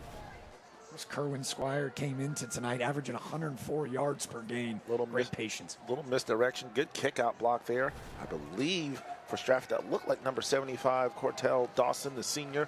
Good job of getting ahead and opening a running lane for the back. They go back to the ground. Squire yet again. You're starting to see a common theme as Squire picks up the first Mr. Sparky first down of his game tonight. But again, they're running behind the big fella, a guy that Coach McDaniel trusts to check down on the line of scrimmage. The senior center, Ben Jordan, said he's so crucial to their offense. And when you have that type of leadership that can always make the right call and get his teammates in the proper blocking assignment, that's an asset. And when you have that guy that just kind of knows the offense inside and out, it allows them to do a lot of different things offensively. Looks like it's Squire, Francis Lloyd. Oh, big tackle. Feinberg, how good has he been tonight for Wando? Looked like it was Feinberg and Braden Berry in on the tackle as well. A lot of white jerseys, great roll call time. And this is where we've seen thus far tonight, this defense has really done a nice job once Stratford has been able to get inside the 10-yard line. Deja vu to that first drive of the game for Stratford. They drove down 80 yards, unable to punch it in as the field has gotten tighter. They go under center. Davis, little I formation, kick it back through, unable to get to the end zone. Another big-time tackle this time. So, and a linebacker, Matthew Pays, who too, that speed from that linebacker position has been so impressive. It's almost like the offensive line of Stratford, they control basically the football field inside the 10, and then that front 4 of Wando and those linebackers control once it gets inside the 10-yard line. So a huge third down and 4. You got to think if you're Stratford, you have 2 plays to get 4 yards here to try to get in the end zone. Under center is Davis again. This is again mirrored that first drive. Knocking on the end zone. This is a huge announcement. Legal procedure, snap infraction, offense, 5-yard penalty. And if you're Danny McDaniel, you cannot be happy with that. This is where you have to buckle down, Jack, and really lock in offensively, because those 5 yards, now instead of being 3rd and goal, it's 3rd and 9, or 3rd and goal from the 9-yard line. Looking to get him to jump off sides. Nice hard count from Davis. Understanding how important this play is. Denny McDaniel is going to use his first timeout of the half with 8:34. Then don't break. Does the Warriors have another stop in the red zone? We'll find out after our first break of the second half. Wando 15, Stratford 7. Big red zone 3rd down stand when we come back.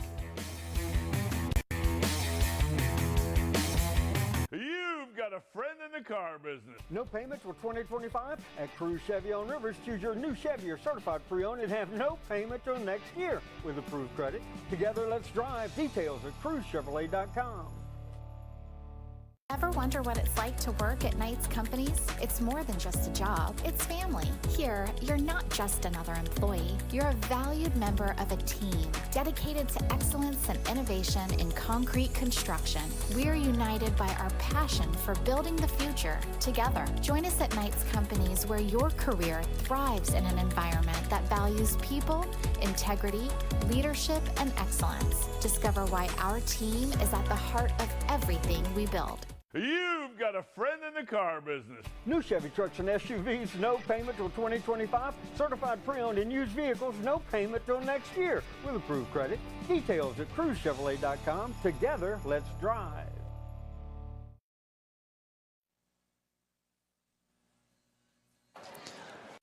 Well, Stratford, they're looking to Sally. It's Knights Company's Friday Night Rivals, driven by Crew Chevrolet, down a touchdown and an extra point.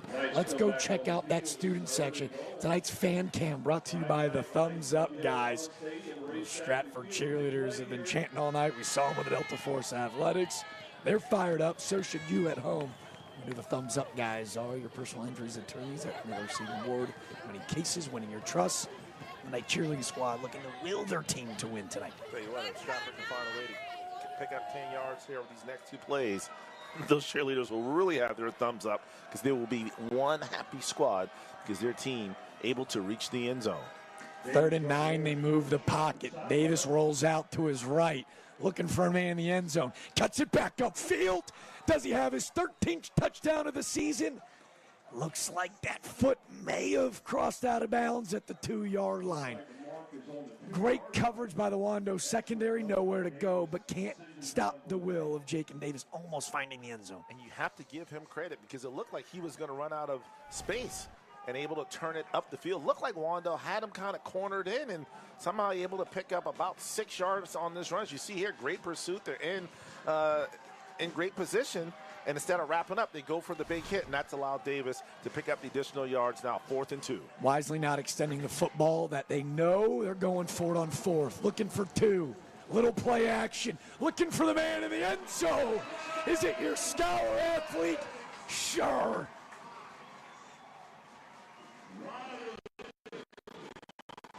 Goosebumps. Knights.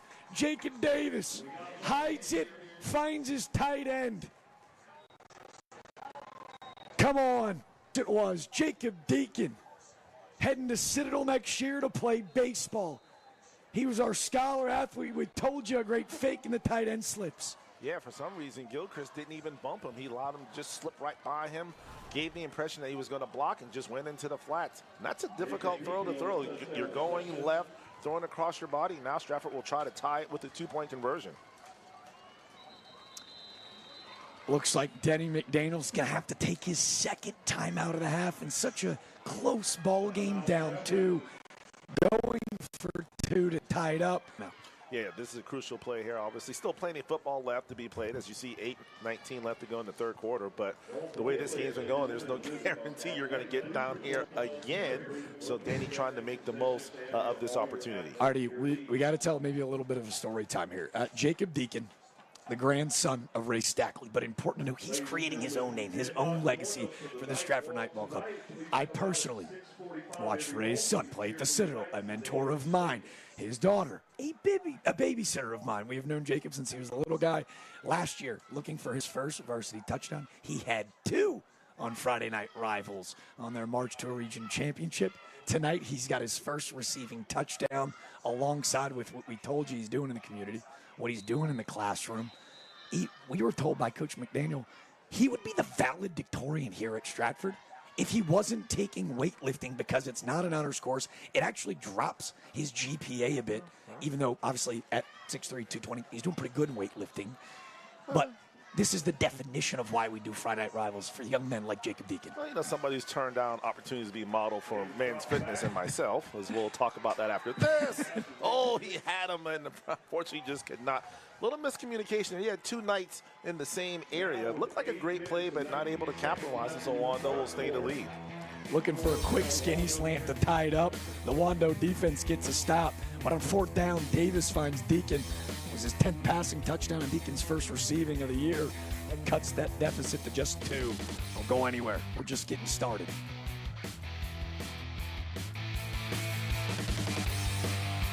I was driving to work. There was a car driving so fast, and he hit me. I called the office, and I was so impressed they signed me up at the same day. They made me feel secure. Everything was amazing. Please call the Thumbs Up guys. We're those Thumbs Up guys. Welcome to Purpose Driven Athletics. We are dedicated to mentoring student athletes, helping them reach their athletic capabilities and academic goals. Our personalized approach improves your chances of getting into the college you want. Don't wait. Join Purpose Driven Athletics today. We will give you the mentorship and coaching you deserve. Learn more about us online at purposedrivenathletics.com. Let us help you reach your goals. Your future starts now with Purpose Driven Athletics. I've been working with Jason Noble since he was referred by a friend. He's helped me so much on my retirement journey that now I have no financial worries at all. Call today to get a clearer picture of your financial future.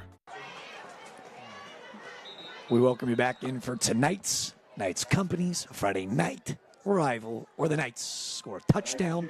First touchdown of the season for Jacob Deacon from the pass of Jacob Davis. They trail by 2. But yeah, this is going to be a scary finish, just like our guy Tim Fennell up in the Sunbelt Rentals scissor lift, providing that scissor lift all season long. Still delivering those solid looks from the end zone. I got to tell you, too, to be able to see how that masked the entire night. Pretty good. Oh, best in the business. But back to, Jacob and weightlifting. Yeah, that's really unfortunate because, you think if you're taking all AP and honors courses, you should be able to take one to kind of give yourself a breather. But obviously a young man with a very bright future.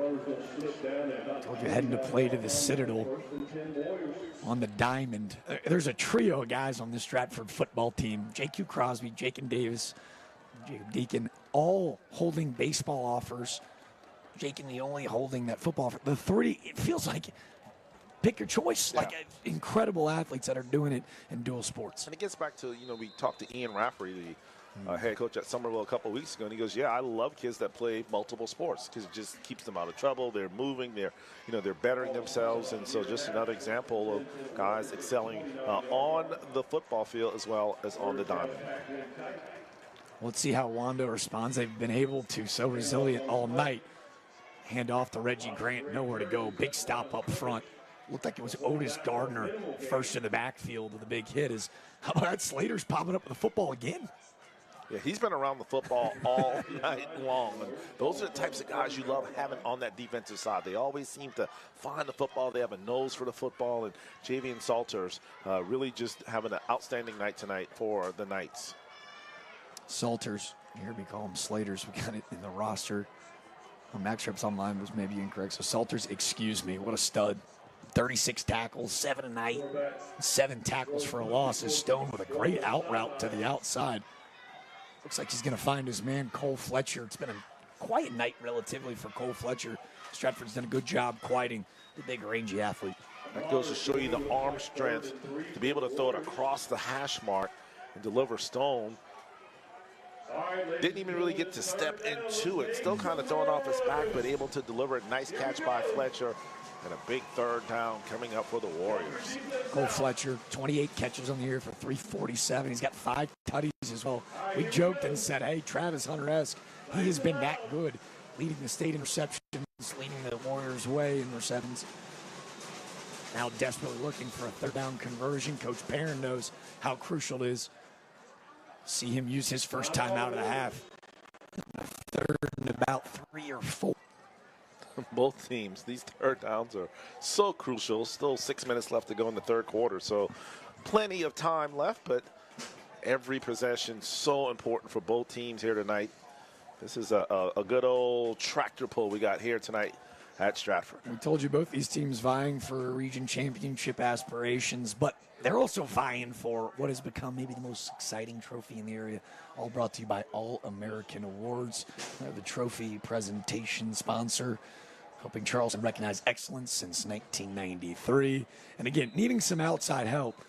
But it's been cool to see in like those post-game reactions that taking home this trophy really does mean something to these student athletes. It's a big deal. Like we talked about earlier in the broadcast, it's a big deal when Friday Night Rivals comes to your school. Of course, next week we'll be at Somerville at Fort Dorchester. So just always quite an accomplishment to take home the trophy. 3rd and short. Stratford's got 8 in the box. Feinberg in motion. They run behind him. Grant following in suit. Nowhere to go. Big stop by Stratford. There he is. See at the bottom of the pile, big number 66, Otis Gardner. Squat 650, benches 375.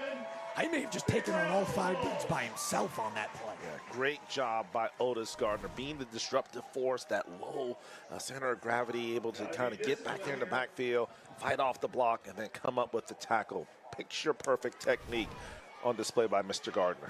Denny said, well, don't look at the numbers, man. You'll see teams throw double and triple teams at him. He's that strong, maybe the pound-for-pound strongest guy he's ever coached.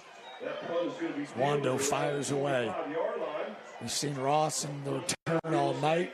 About an 8-yard gain out to the 40.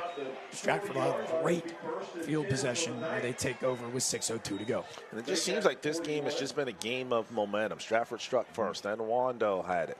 And, of course, Stratford gets it to start the second half. And here in the second half thus far, nice return by Terrell Ross. Wando not able to really get anything going offensively or defensively. Uncle Mo now on the side of Stratford. I remember in that first half when it looked like Stratford almost was going to run away with it with how good the defenses were playing. Saw Jenkins, a pair of Warriors, find a way as you see just an absolute rocket on the outside. Glances off of the hands. He was looking for, it looks like Ross on the outside. We just saw him on the punt return. A little bit too much cheese on that fastball. Yeah, well, and all night it seems like he's just kind of been out of sync within the passing game. They've had a lot of success on the ground. And I'm thinking the offensive coordinator there of Stratford at that time, just a simple 3-step drop, 1, 2, 3, and let the ball go. So simple throw, just unfortunately the receiver not able to come up with it. There's that sweep to the outside again, but it looks like there's 2 or 3 penalty flags in the background on the spot of holding. Yeah, unfortunately, it looks like the guilty party that time is going to be Jackson Squires, number 53, getting his first start tonight, the junior. Holding. In the backfield. 10-yard penalty. Unfortunately, as you saw, Jackie, he was kind of like in the open, so no hiding there. Let's see. Pulling Pelham on the left side, and you're right, it's just in that backfield, holding on to that jersey of Anthony Marcella. Marcella has been really quite disruptive in the backfield. We'll see a lot of different schemes from Wando tonight. Those front three have been really impressive. Yeah, those guys have actually absolutely gotten after it and been a problem, doing a nice job of holding those offensive linemen off so that they can't get to that second level where they can block the linebackers. Davis has got a clean pocket all day. Let's see if layer it out. Great coverage downfield, so he's going to escape and roll out right. Look at the downfield, but jumping the coverage. You see Cole Fletcher just nearly coming away with his 7th interception, but 6th lead to 5A classification in the state. A great ball, but he jumps the coverage. But hold on, not so fast. Another penalty flag. You have to think with that much time, Jack, probably a holding somewhere in the backfield. I think he was back there writing a book, reading the book, selling the book. He did a little bit of everything. He had so much time. Offense. That penalty is declined. Result of the play, 3rd down. Well, with Davis's ability to move and maybe try to run downfield, you see the offensive lineman get caught 5 yards downfield. You'd figure they probably thought by this time he was going to just take off and run, as we've seen him to be able to do. But you can tell he wasn't even looking to run. He was just trying to stay behind that line of scrimmage and trying to find somebody open. As you see there, that's one that you probably want to throw closer towards the sidelines and give your wide receiver a chance. A little design quarterback run. Look at the speed running through the chest of Lauren Whitehurst. It's about a 15-yard run, and this is the explosiveness we're talking about, folks. But a smart play by Wando, not rushing up the field, letting him kind of come to him. You can tell he wants to get up so he can step up in the pocket and just take off. So nice job of Wando not being too aggressive, keeping everything in front of him, and more importantly, not allowing him to pick up the first down. But they're going for it on 4th and 6. Oh, how about the pooch kick? We told you to do sport. Will it sit down before it reaches the end zone? And it won't. 4th and about 6. They opt to punt it away. The special teams unit of Wando not out, not expecting. Trickles just 2 yards past the end zone. Wando will have it out at the 25. And I kind of joked about it in the open. He runs the football, kicks the football, he does everything. And on that one, very close to pinning them inside the 5. I say runs it, throws it, kick it. But I don't know if he's cheering tonight per se, which allows us to remind you to go and check out the Delta Force All-Stars cheer of the game. Make sure to go vote. Seriously, look at those numbers. Stratford at home. Wow. We need a lot more people down in Mount Pleasant. I know you got better things to do on a Friday night than hang out with E and I, but go and vote for tonight's Delta Force All-Stars cheer of the game. abcnewsforward.com/poll.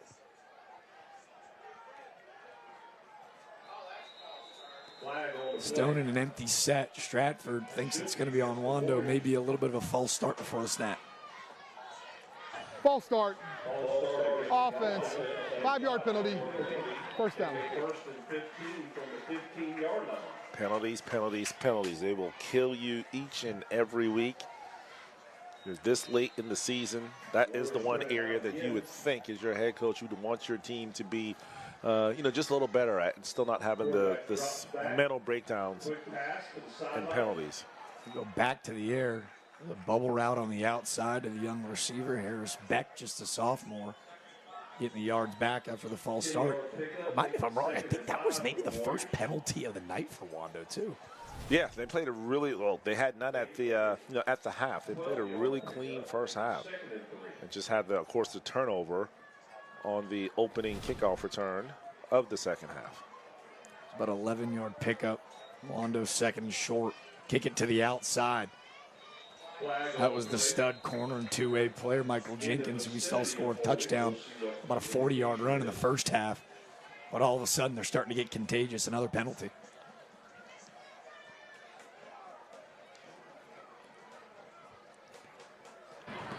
Holding. Offense. 10-yard penalty. Replay second down. I mean, I know these teams are similar. Coaches know each other, but it's almost like, hey, we're going to have some holding penalties. Now we're going to have some holding penalties. We're going to run for a touchdown around the right side. You're going to run for a touch. I mean, it's just trying to basically do the same thing that the others are doing, including turning the football over on special teams, and also, having the false starts and the holding penalties both ways. Big rush in the backfield. Stone's got nowhere to go. It looked like he did have a receiver Beck in the area.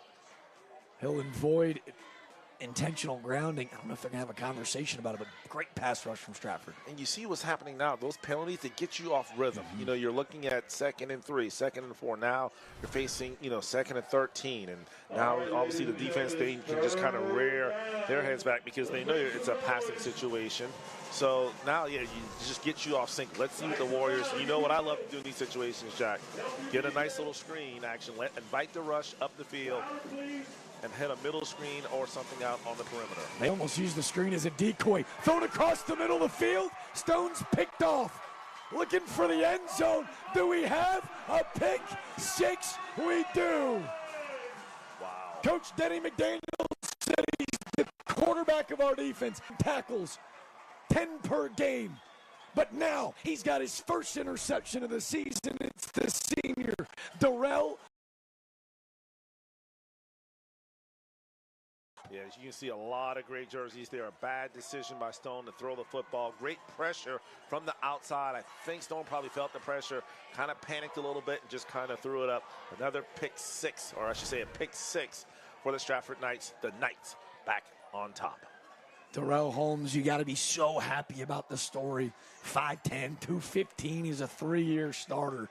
Part of that region championship team a year ago. They lost a lot of leadership. Guys like Holmes, guys like Jake and Davis had to step up, and now this is the standard of winning. And this time Holmes steps up, picks off Stone, just his 6th interception of the season, piles into the end zone, and Stratford leads by 4. No better feeling than being able to yell Oski and just have your teammates just turn and just literally head hunt for somebody on the other team. Well, Davis is out. They're going to go for 2. We got a penalty to see if this play even stands. He's going to run through a tackle. Ain't worried about it. Marcella runs through him. Davis finds the end zone to make it a 6-point lead, if it'll stand. I feel like I got to preface that almost every play now. Because it's always hanky on the field. Of course, Wando is going to accept the penalty because if they decline it, the 2-point conversion obviously would stand. Looks like the offense is trotting back out. Offense, not enough men on the line of scrimmage. 5-yard penalty, replay the try. Interesting. I didn't mean to interrupt Taylor Kelso. He gave us a great kind of breakdown of what he saw. I didn't see it from upstairs, happened so fast, but running off that left hash, said not enough down linemen.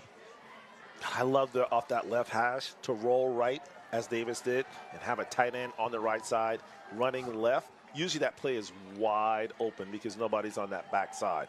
Let's see what Denny McDaniel and his offensive staff, what they draw up here. Well, they are going to move the pocket right. Looking back left, they've got Deacon covered. Makes a man miss. Still Look, here's your Baker-esque play. Jake and Davis playing a little backyard football. The stud getting downfield, thrown across the body. He's got a man in the back of the end zone. Surely a penalty for holding, but come on. I told you, Baker Mayfield back there just making something happen. He probably literally ran about 30 yards on that. Found somebody, because it's hard, as a defender, it's hard to stick with your guy that long in the scramble drill. So, but unfortunately, it's going to be all for naught.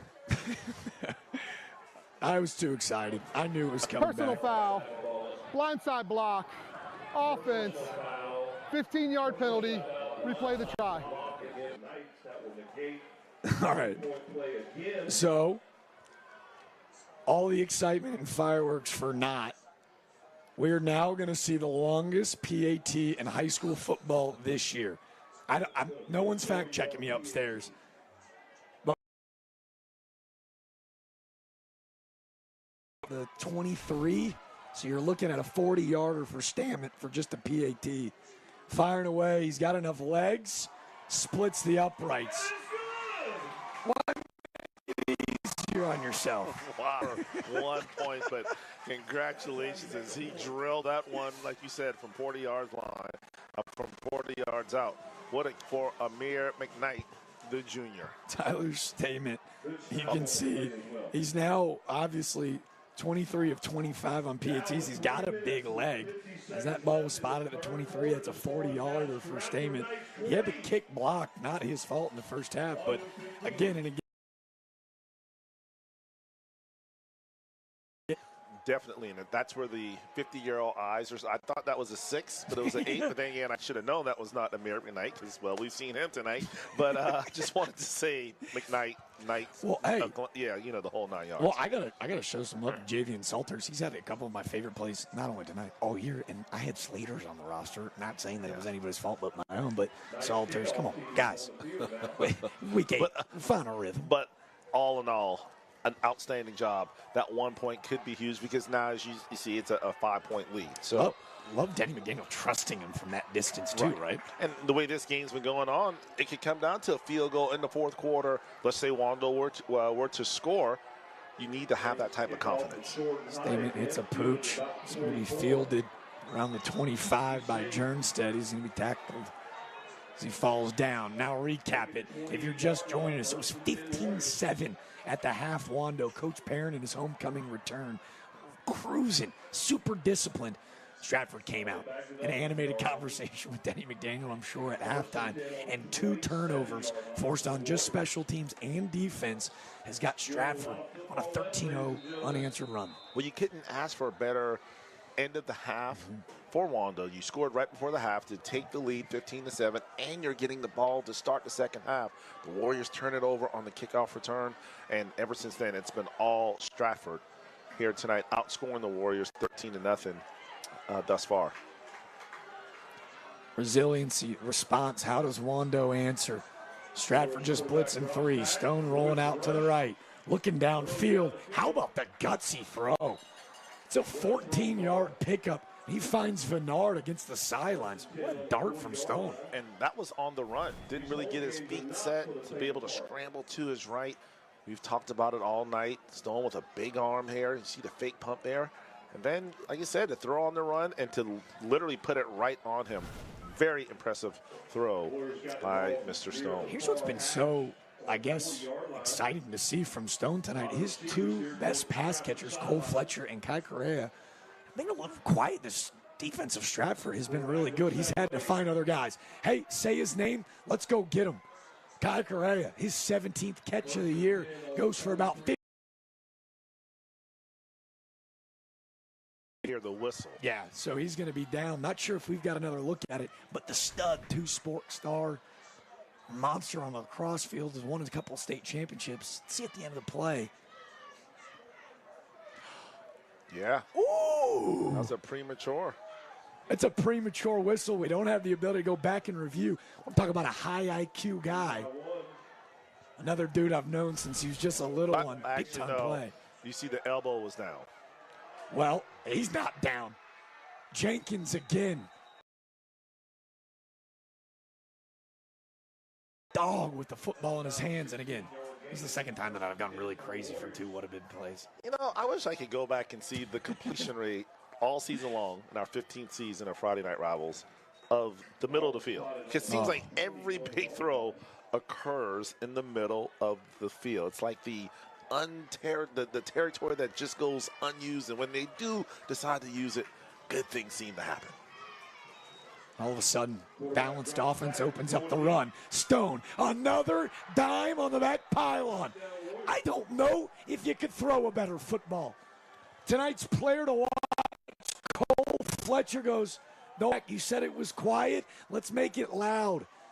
His 30th catch of the year is his 6th tutty, and Wando quickly back on. To know how Wando would respond, the air attack of the Wando Warriors is that drive basically all through the air, capped off by Cole Fletcher. That's a Cole man.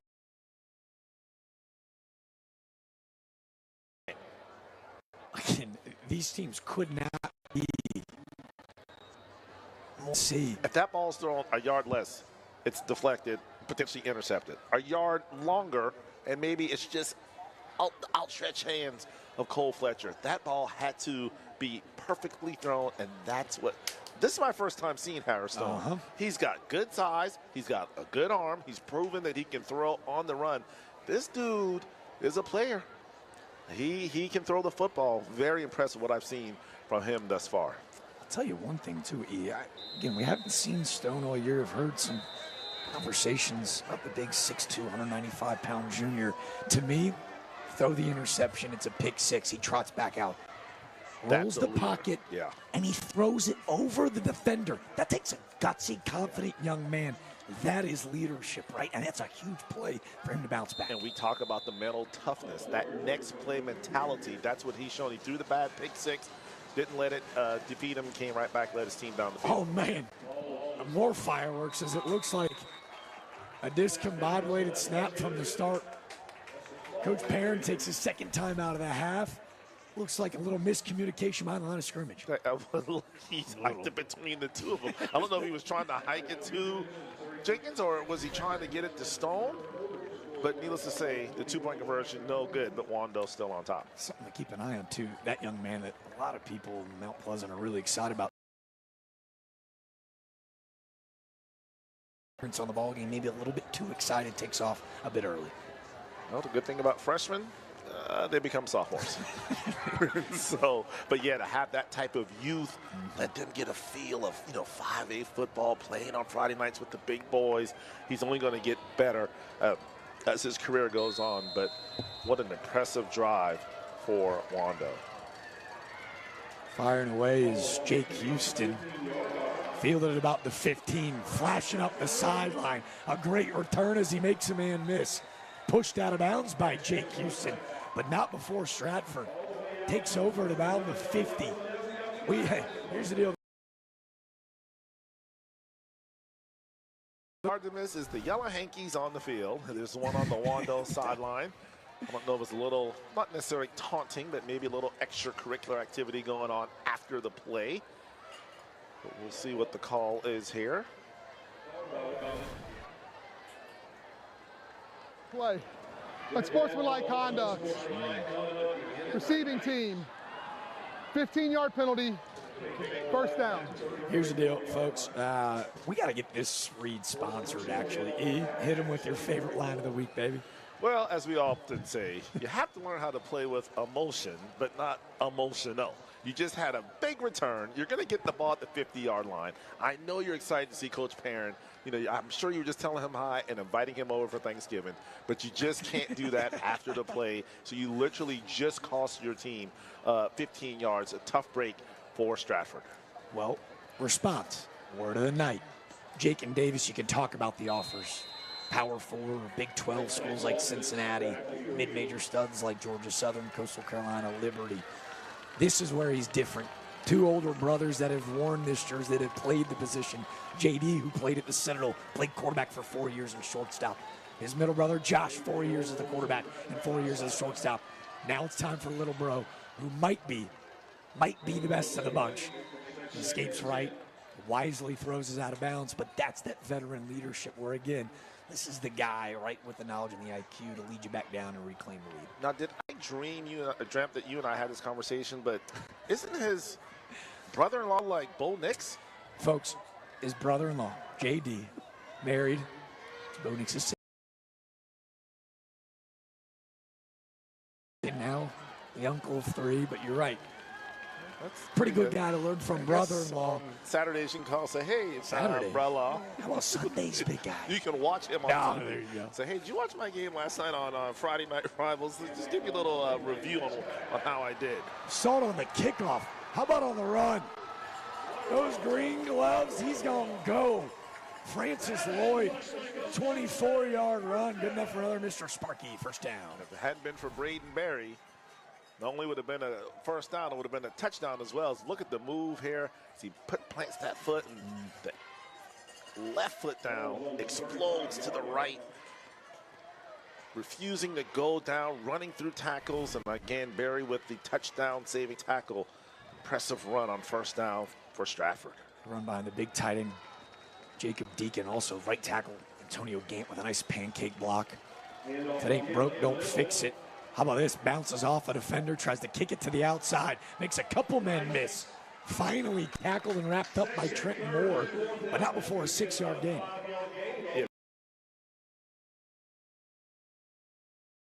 And you show, guys, this is what I'm talking about. We're in position to make plays. This should have been a loss of yards, but we don't wrap up. We don't complete the play. We, on a scale of 1 to 10, we're 9, and then we allow this. You just cannot allow that. Good effort there by Trenton Moore.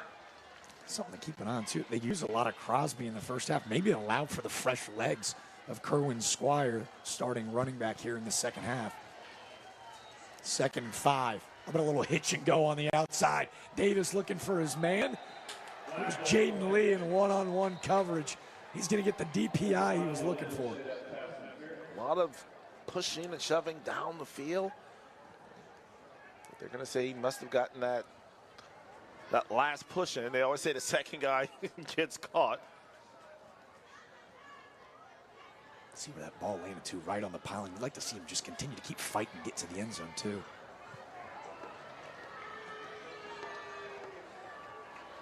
Pass interference. And a first down. Perrin, not necessarily putting up a fight. What an outstanding ball game. It's a shame somebody's going to have to lose this one with so much on the line, and just, you know, the storyline and Coach Perrin coming back and Danny trying to beat his, you know, his mentee. I mean, just a great night here at Ray Stackley Field. His run to the outside and wrapped up and tackled by Braden Berry. And you're right, the game has lived up to advertise. This season on Friday Night Rivals, we've seen some incredible talent. This has been the closest contest that we've had on hand. It's like literally you're just waiting for a turnover or a big play, or both of these all the running backs tonight have been elite. When they touch the football, you're just wanting to see what's going to happen. And then, of course, the quarterback play has been, you know, sensational. Both guys making big-time throws. You know, obviously Davis having a little more success on the ground, but both teams doing what they need to do to try to secure the victory. So tough for the football, fighting for those extra yards after bringing a huge hit from sophomore Mike Backer, Ben Eichenberry. He'll lunge forward. It looks like a gain of about 4. It's going to be 3rd and short, maybe an inch. And for Wando, it's just so, I guess, juniors, freshmen, not a lot of seniors outside of, you know, Michael Jenkins being and obviously Cole Fletcher, Brandon Berry. Not a lot of seniors, definitely more underclassmen than upperclassmen, which is a lot of times the best way you build that program. Get those guys bought in and have them for 2 or 3 years. Back to I formation, met in the backfield. You can see extending late. Looks like that second effort is going to be good enough to pick up a first down. Braden Berry hits him in the backfield as we've reached the end of the 3rd quarter. We're going to send it down to Trooper Bob. It looks like we're going to have some time to see the 3rd member of our crew before we take off for the 4th quarter. Hey guys, just about 30 feet from me is Ray Stackley, who this whole complex in the field is named after. I asked him if he wanted to do a quick interview, politely declined. He's actually watching his grandson play on the Stratford side. I'll send it back to you guys. Looks like a Knight slow to his feet. We've mentioned legend Ray Stackley all evening. The field named after him, and the team symbolizing him as well as their head man, Denny McDaniel. Got to be fired up about that 13-0 run from Stratford before Wando got 7 late. Throw those 4s up. Wando with a 1-point lead, but the Knights in the red zone. Don't go anywhere. Knights companies, the Knights, Friday night, come on. Already said it a ton. Don't go anywhere.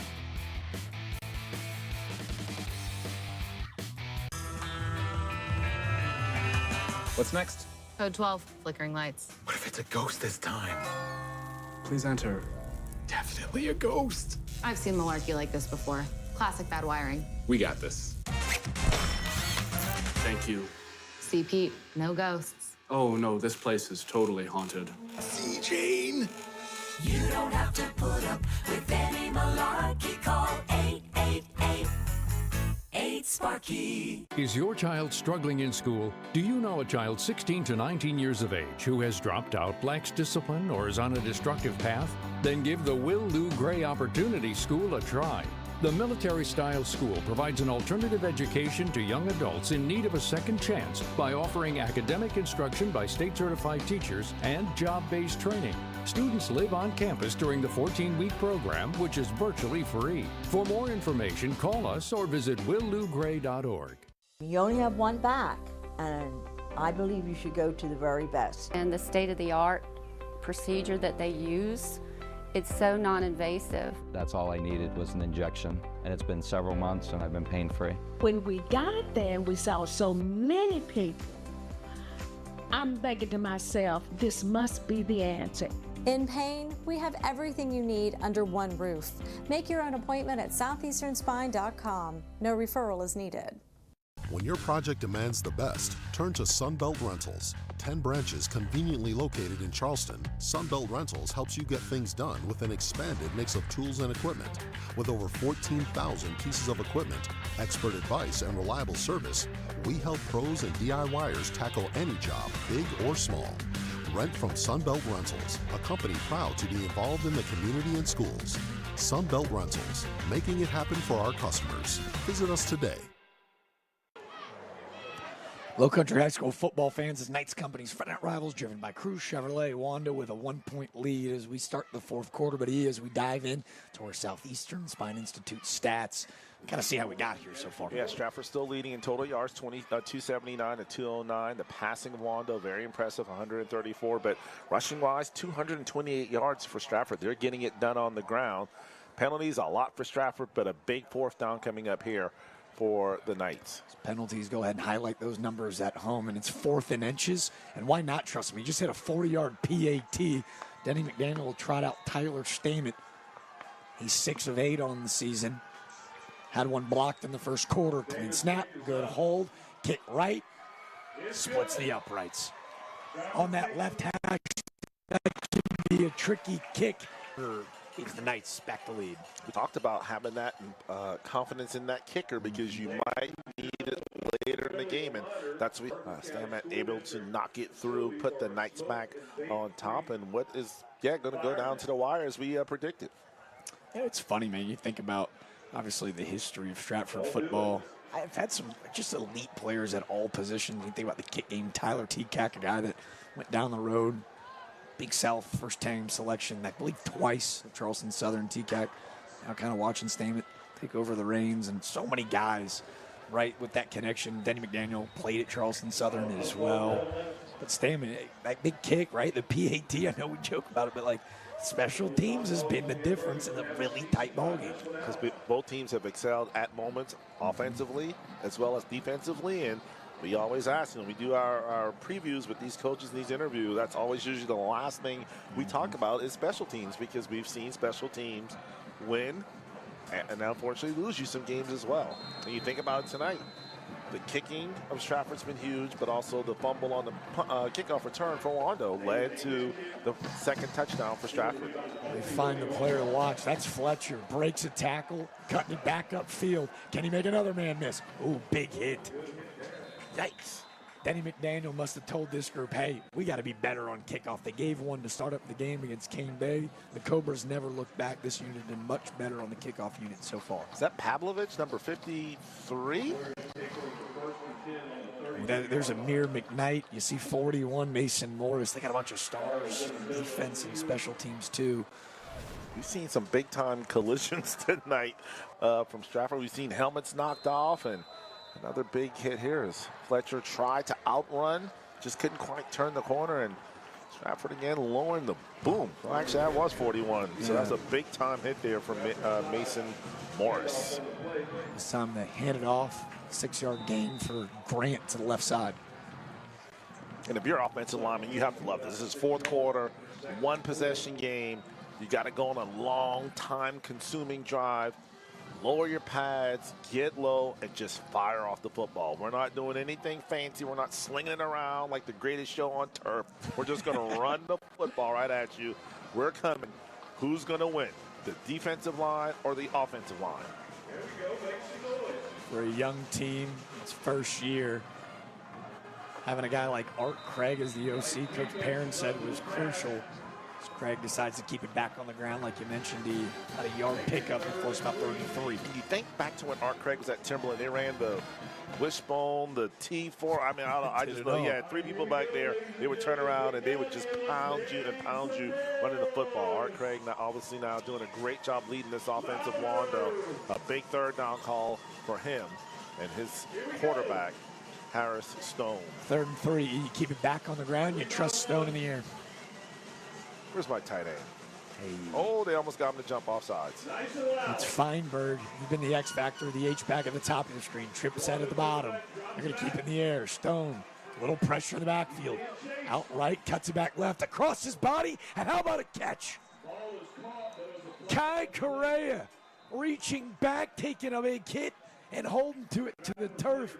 He's shaking, but what a tough, gritty play from the senior receiver. A tough throw and an even better catch, but will the play stand? Do we hold our breath as there is a Stratford Knight slow to his feet? Never want to assume the injury and the seriousness of it. But as the athletic training staff and support group heads out to check on the wounded Knight, we're going to take a break with him down on the field. We'll let you know on the injured Knight and also the penalty flag on the marker after this short break. You've got a friend in the car business. And you can have no payments till 2025. New Chevys and used cars too. Now at Cruise Chevy on Rivers, no payment till 2025 with approved credit. Together, let's drive. Details at cruisechevrolet.com. At Knight's Companies, we're not just in the business of concrete, we're in the business of building relationships. For over 3 generations, our family has proudly served our communities. Join us at Knight's Companies, where your career thrives in an environment that values people, integrity, leadership, and excellence. Discover why our team is at the heart of everything we build. Knight's Companies, excellence in concrete, built on family values. You've got a friend in the car business. No payments for 2025 at Cruise Chevy on Rivers. Choose your new Chevy or certified pre-owned and have no payment till next year with approved credit. Together, let's drive. Details at cruisechevrolet.com. We welcome you back into Ray Stackley Field. It's Knight's Company's Friday night rivals. 10:14 to go in the fourth quarter. The injured Stratford Knight was big number 58, Julian Alexander, just a sophomore, a really bright future. He had a big brace on.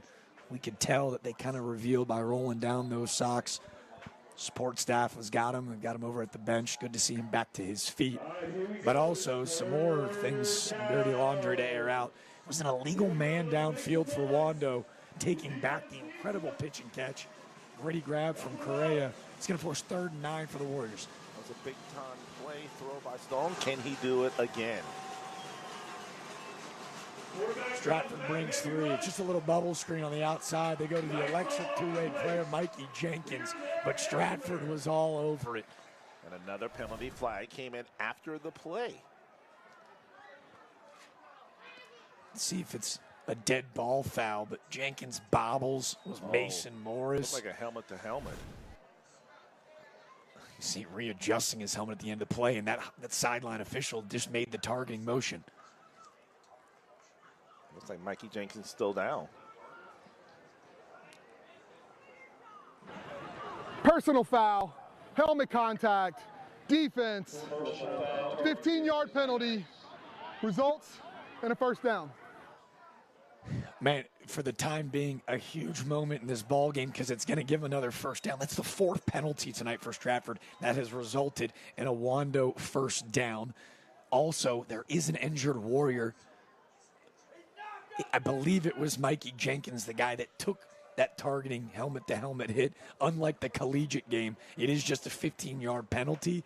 His kid is fortunately not thrown for the game because, again, just so fast. Like, there's no malintent in that play. But, again, for Stratford, another crucial penalty. And just, obviously dangerous as we're waiting to see. Hopefully everything is okay. But we saw, on the replay, I mean, it was an easy call. Yep. It was absolutely helmet-to-helmet contact.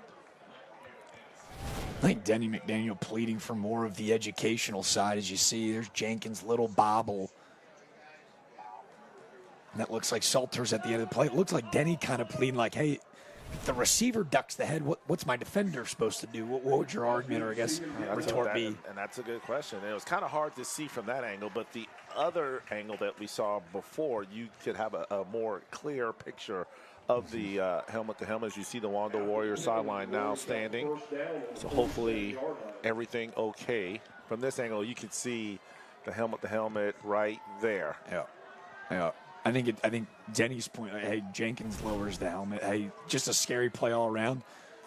Most importantly, though, player safety. Mikey Jenkins back to his feet. Athletic trainers with him. You can see him there in the background under the tent. So hopefully everything will be okay for him.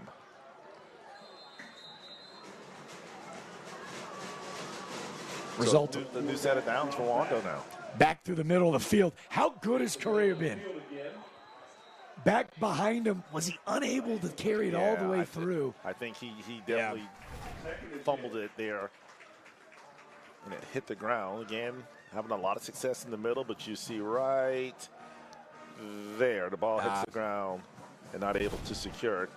Now, honestly, in that situation, Harris, he kind of threw it behind him. He had to kind of turn around and try and catch it. If you hit him on the front end, could have been a big play. From the step up in the pocket, it was whisked clean. This time they'll move it. Stone across his body. Great coverage downfield. Skip and a jump. Looks like it'll go for a net gain of nothing.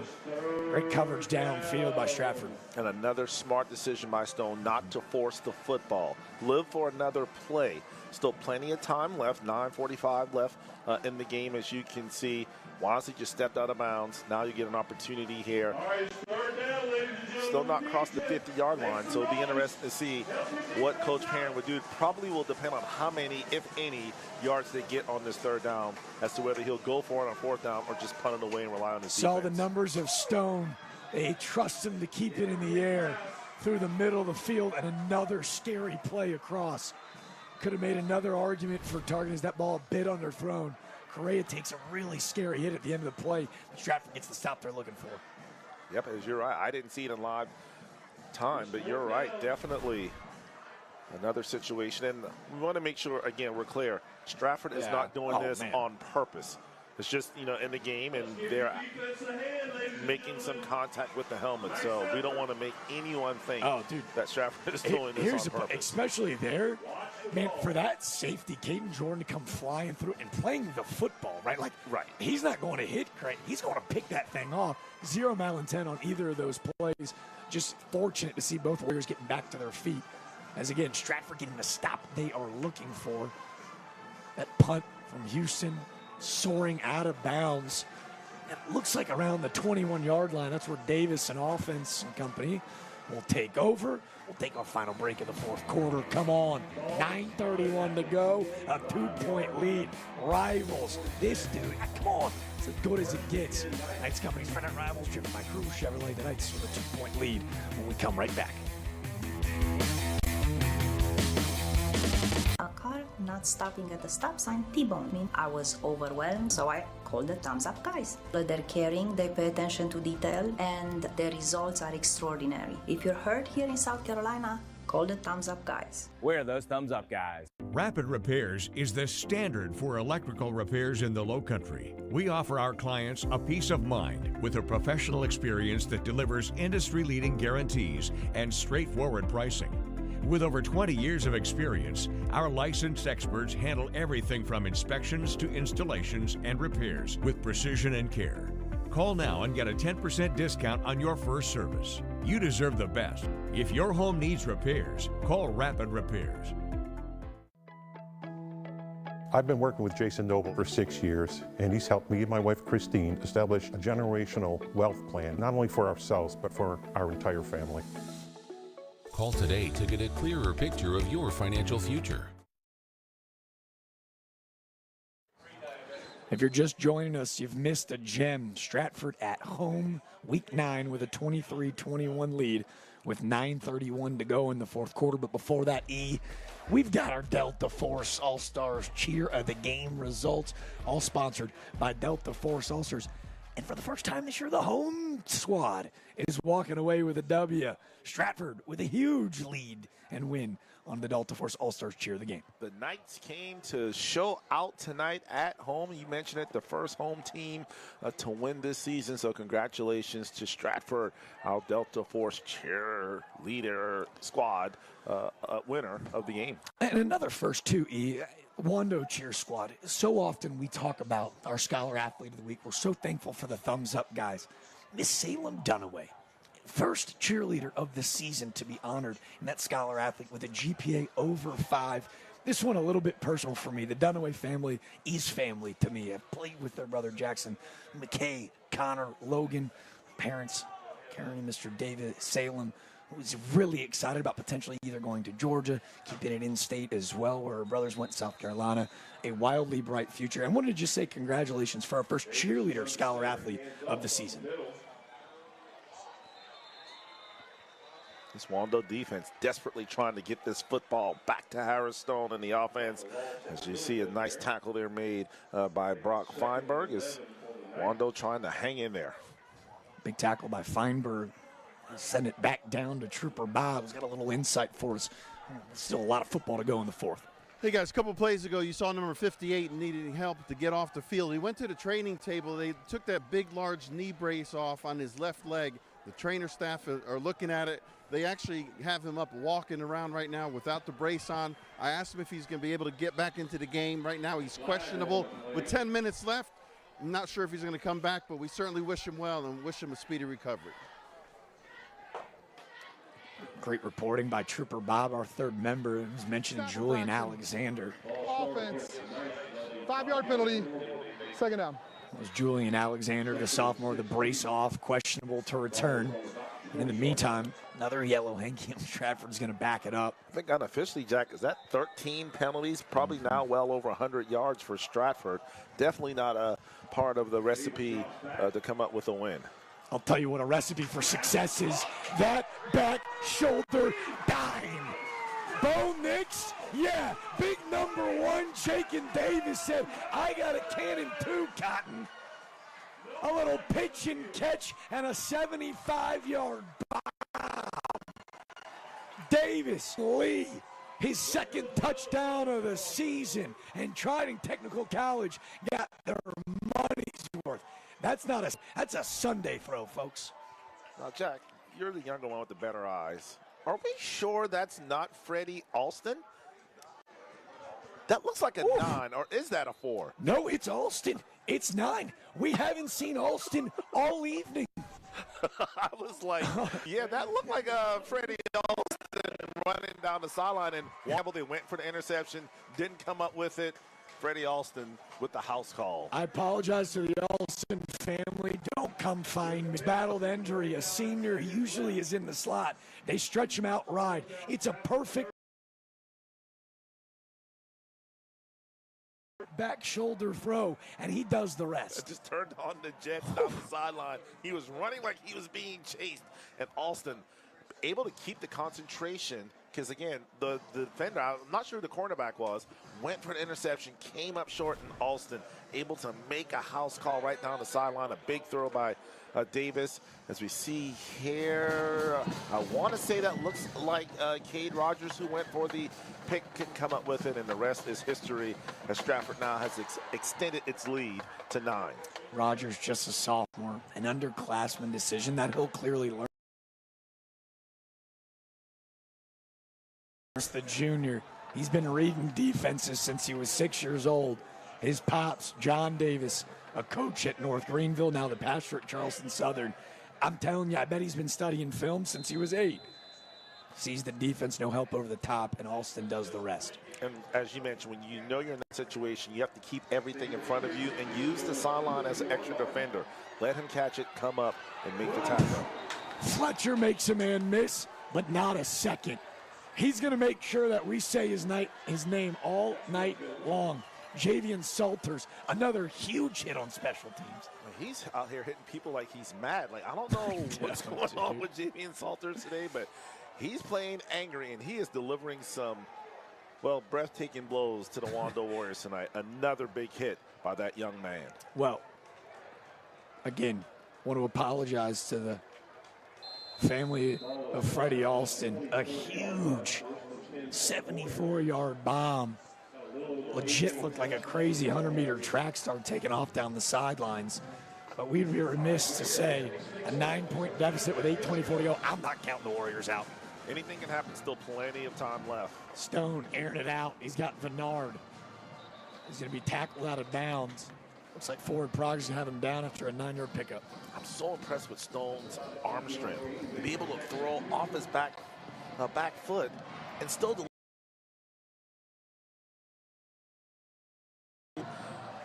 But like you said, still plenty. 8 minutes left to play. Anything can happen. Both of these quarterbacks' ability to throw to the far hash, right? Like, there's no fear in their game. Like, hey, got an open guy, let's let it rip.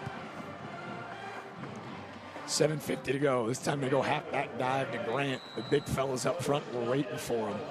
There's Salters yet again. Yeah, Wando was hoping to maybe catch Stratford sleeping. Give credit to that night defense. Did fall forward, still on point, and a huge third down. At this point, you got to figure this 2-down territory, even if you're in your own part of the field, they've got to come up with 3 yards here for the next 2 plays. 3rd and 2, they go back to Grant. This time they go behind the left side. Looks like he's got enough for a 1st down. Great blocking up front. The left tackle is Ellis Gracia. Big left guard Noah Tiamangalo. Paving. Plenty of time. Take your time. Stick to the game plan. Art Craig calling a gem of a game tonight. But you do want to start getting some maybe big chunk plays here down the field. Another purpose-driven athletics 1st down. Now looking for a little bit of purpose. A nice running throw out of the pocket. He finds just the sophomore. And again, Harris Beck's been great tonight. A career night so far for Beck. And again, Harris Stone's ability, not inside the pocket. He's been outside the pocket. He's been so good. I think he'd prefer to kind of throw on the run instead of he had, as you can see, plenty of time to kind of get his feet set. But now I think he's more comfortable. It's kind of like in baseball. Some pitchers just prefer to pitch out of the stretch. I think this guy just prefers to throw on the run. Well, the pass game's opened up the run game. That's the longest carry from scrimmage for Reggie Grant. Another purpose-driven athletics 1st down. And all of a sudden, the no huddles helped offense so far for Art Craig and his group. That tempo starting to pick up now. A big run there by Grant, as you mentioned, and Wando now at least in striking range where they could maybe take a shot if they wanted to. Something to keep an eye on, too. Grant's shoe fell, so they go back to the freshman. That's Ryan John. John, a nice 5-yard pickup. I told you, as the freshman, a little miscommunication on that 2-point conversion. He gets another shot at it and gets a nice little 6-yard pickup. You figure he wants to make up for that mistake, so right now he's just itching to make a big play. He's got a bunch of energy. Wando, again, still trying to drive. Kind of feel like with it being a 2-possession game, you want to score within the next minute or 2 because you do have to stop Stratford on offense. Stone, a lot of pressure. He scrambles and scampers out of bounds. Again, feels the presence, moves the pocket, and moves the chains. I think Danny McDaniel wanted a hold called on that play. No penalty flag and a big third down.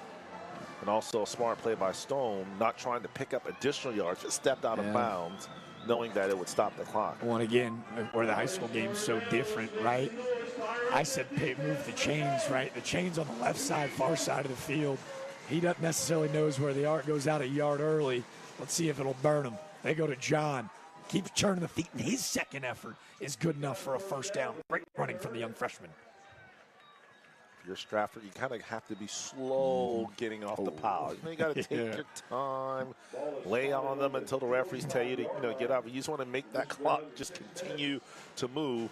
Now we're starting to get in that area where, Wando's going to have to start taking some shots to the end zone. Well, they're looking for his guy. Not one, but how about two?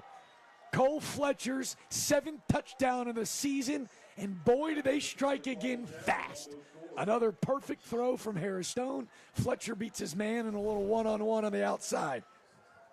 Clearly, Art Craig listening to the broadcast. You just said you got to take a shot to the end zone, and the man takes a shot to the end zone, touchdown. Come on, folks. Here's the deal. I told you, EG.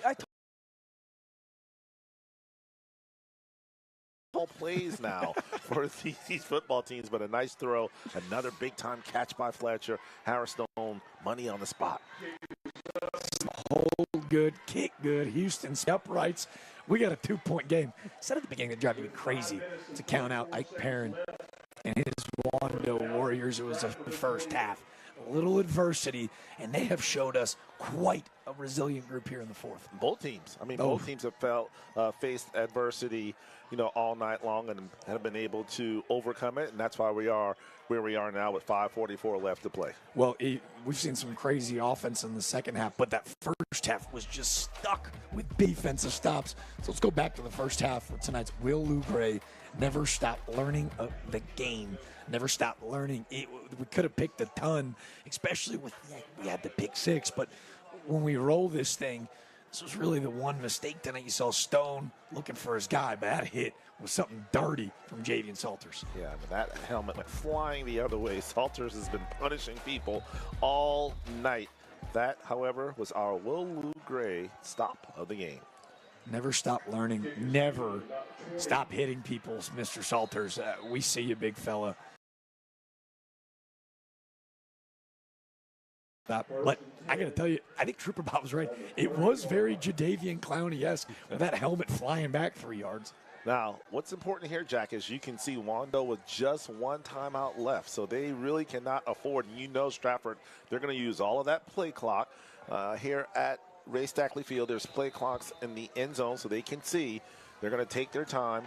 And honestly, if Stratford can pick up, I would say 2 or 3 first downs, they can run this clock out. So Wando's got to be able to get a stop here and get it quickly. Davis heads back out. This time he's going to keep. Turns on the burners, bounces it to the outside. Nice tackle. He's wrapped up. Looks like Jernstead. Grabbing at the ankles of Davis, lunging forward, a pickup of 8, making 2nd and 2. And the most important thing for Stratford is you got to tell your guys, do not run out of bounds. If you're headed towards the sidelines, fall down, but stay in bounds. Keep the clock stop. It's Davis and Squire in the backfield, Deacon the tight end at the bottom of your screen. 2nd and 3, they're going to run it right up the gut this time. We told you, Big Ben Jordan, the senior center, could he be the guy to will the way and pave the way for Stratford up front? Yeah, I'd be surprised if we see Davis put the ball in the air right now. Danny McDaniel, former offensive lineman himself. This is when you challenge those guys up front. This is what championship football is about in October. You have to go on a time-consuming drive. We don't want to give the ball back to the opponent. We got to get first downs. We got to be able to run the football in these situations. Bring a little bit more pressure if you're Wando. Well, Stratford bounce it to the outside with Crosby. Do you see play a little bit of chess on defense too? Yeah, but if you don't come up with the big tackle, they can take it to the house. Nobi over the top. Davis splits and tackles, makes a man miss. What'd you say? I think he heard you. Break a couple on the outside. The vision of Jake and Davis. Good enough for about a 22-yard pickup. And I think the story of the game for Wando tonight, if they don't come back and win this game, their inability to tackle. on pass, running, being in position to come up with plays, and unfortunately not able to get them on the ground. So, yeah, I'm sure the defensive coordinator, James Bell of Wando, not going to be pleased with this team's tackling ability, but they definitely were in position to make plays. So interesting. Coach Perrin, soon our keys to success. So often we say, hey, got to get off the field on third down. He said, we got to get stops on first and second down. That reigning true, as now all of a sudden those 2 3-yard pickups are become 4 and 5. Squire falls forward for about 5, making it in second 5. Braden Berry on the stop for Wando there. Right now, I think for being able to run this out. 3:30 on the game clock. Play clock right at 20. Something to keep an eye on, too. You saw Squire coming up limp. For him to get off the field not using an injury time out there, man, that's insane grittiness with under 4 to play. This time they run it right back through the middle of the field again. Ben Jordan, that center, 6 foot 255, great size at that position. Moving the way, great work. It seems like thus far, the challenge has been accepted by the Stratford offensive line to just simply pound and ground. What, 5 minutes left, I believe, and halfway down. So big 3rd and 1 coming up here. Who's going to make the big play here? Will it be that Stratford offense, or will the defense of Wando come up with a huge stop? They go back to the sophomore. It's Breland, met by a ton of Warriors, but it looks like he's got enough for a first down. With the injury to Squire, we've seen now 5 ball carriers for Stratford. This time, Malachi Breland, huge on the last 2 carries. It looks like Barry and also Pays in on the stop. Matthew Pays, the junior linebacker. We've said his name several times tonight, also Braden Berry. But unfortunately for Wando, not able to come up with the big enough stop. Another first down. Clock continues to move. She is holding her breath upstairs, too, man. Those numbers are nothing to mess with. The gray and the red, seamless. Be a lot of angry Stratford parents emailing and texting hey, man, you and I we're tomorrow. We're transparent. Hand up. When we miss, but it ain't all our fault. First fresh set of downs. This time, Davis drop back to pass. Pushes it out to the right side, looking at the end zone. He's going to throw out of bounds. Yeah, see, that's a mistake. On that one, you just want to simply get down, fall down, and play, and keep the clock moving. You just essentially giving Wando another timeout. As you see Ike Perrin saying, hey, appreciate that. That's my guy. Still coming through for me. Dude, I got to know the conversations or the, friendly wagers between friends. Again, talk about Ike Perrin, who was coached Jake and Davis since he took the job over in his freshman year. The mind and mental games, a precarious play call, but come on, man, you got to show Coach Ike some love. I'm sure if Stratford wins this game, I can hear Danny McDaniel say, hey, man, you're not playing for Coach Davis anymore. You go back to the pay dirt. Clock will keep on rolling. Wando, a user last time out is Breland. Picks up about 6. Comes down to this play. Now, Stratford not necessarily, I think, in field goal range. A third down pickup would be pretty cool for Stratford, but let's go ahead and take a look back at tonight's Climate Makers coolest play of the game. Your comfort is our business. I don't know, any guesses? We've had a couple pretty cool ones, man. How about the pick 6? I mean, I can hear him yelling it from here. Look at those helmets just turning, looking for a white helmet, and able to escort him to the end zone. Pick 6, touchdown, Stratford. Darrell Holmes taking it to the cool Climate Makers Heating and Air house. It became everybody's business tonight when Holmes scored his first touchdown of the season. I don't want to fact check, but I believe his first touchdown of his Stratford career, his first interception of the season. It's a pick 6, and is the difference in this ball game. 3rd and 4. Is it 4 down territory? You got a big leg to make it At number 1, if I'm going down with the ball in number 1's hand. I formation, Deacon in at fullback. They're going to keep it. A little bootleg, play action, stiff arm. There's no such thing as a Heisman High School moment, but are you kidding me? Big call. I mean, you knew Wando was going to sell out on the run up the middle. We saw Stratford try to attempt this play in the first half. It didn't work. but he was able to simply keep the play alive, outrun the secondary, and a big first down, and that probably will do it as Wando can no longer stop the clock.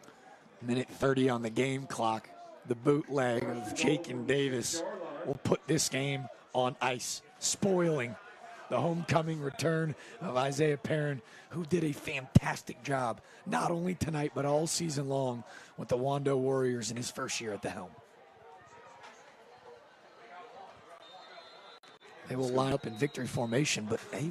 Delay a game. I mean, is there any doubt what play you're running here? You think Denny's running out there going, can't we do anything that doesn't make me? I mean, you're not trying to score. That's another thing that I just kind of, you look at. Even in victory formation, they still getting shotgun. Facts. I mean, you're just asking for a bad snap overhead or something bad to happen. There was nothing bad, though, about tonight's drive of the game, brought to you by Crew Chevrolet. They line up in victory formation. We'll make sure that the snap is clean to Everett's point. Davis will receive, take the knee. So we take a look at Crew Chevrolet drive of the game. It's going to be that last touchdown was the game winner. Yeah, Stratford putting it away. The big play, the touchdown there, as you see Davis looking and able to connect with his wide receiver, Freddie Alston. He just simply outruns the defense down the left sideline. He finished. Freddie Alston with the Crew Chevrolet drive of the game. And don't forget, you've got a friend in the car business at Cruz Chevrolet. Play clock at 10. The final snap from scrimmage. And Jakin Davis and the Stratford Knights go get a big W. You knew this one meant a little bit more. To go beat a guy that's so close to you. But this is what it's all about. This is why we do it. Friday Night Lights, the sportsmanship. You saw Lauren Whitehurst, one of the best in the business at outside linebacker. Nothing but kind words between two competitors. Competitors. Competing, that's what it's about. Sportsmanship, getting the job done. Big play. I want to see the handshake between Danny and Ike Perrin is about to come right here, as you can see. And there's just a lot of respect for those two. A tough, hard-fought victory. But in the end, Stratford Knights. Before we get to our trophy presentation, we'll go ahead and let you know who tonight's Knights Company's player of the game. Join a team with leadership, integrity, loyalty, and excellence. Mention join a team. Whoever can win the bidding war and getting this kid to come to their campus, he's going to be a trailblazer. He's going to be a game changer. And it's that starting quarterback, the junior, Jakin Davis. Yeah, when Stratford needed a play, they needed something positive to happen. Jakin Davis able to deliver, able to seal the deal with that bootleg run there at the end. Really exceptional tonight. Offensively, just did a good job of leading this team, throwing the football, running the football. Congratulations to Jakin Davis. And we mentioned brother-in-laws. Obviously, Bo Nick's a great mentor. How about that guy right there? On staff, that his brother-in-law as well. Zach Sabrava, fantastic offensive lineman at Charleston Southern. He helps play the mind games with Stratford, as we'll allude to them after tonight's final break.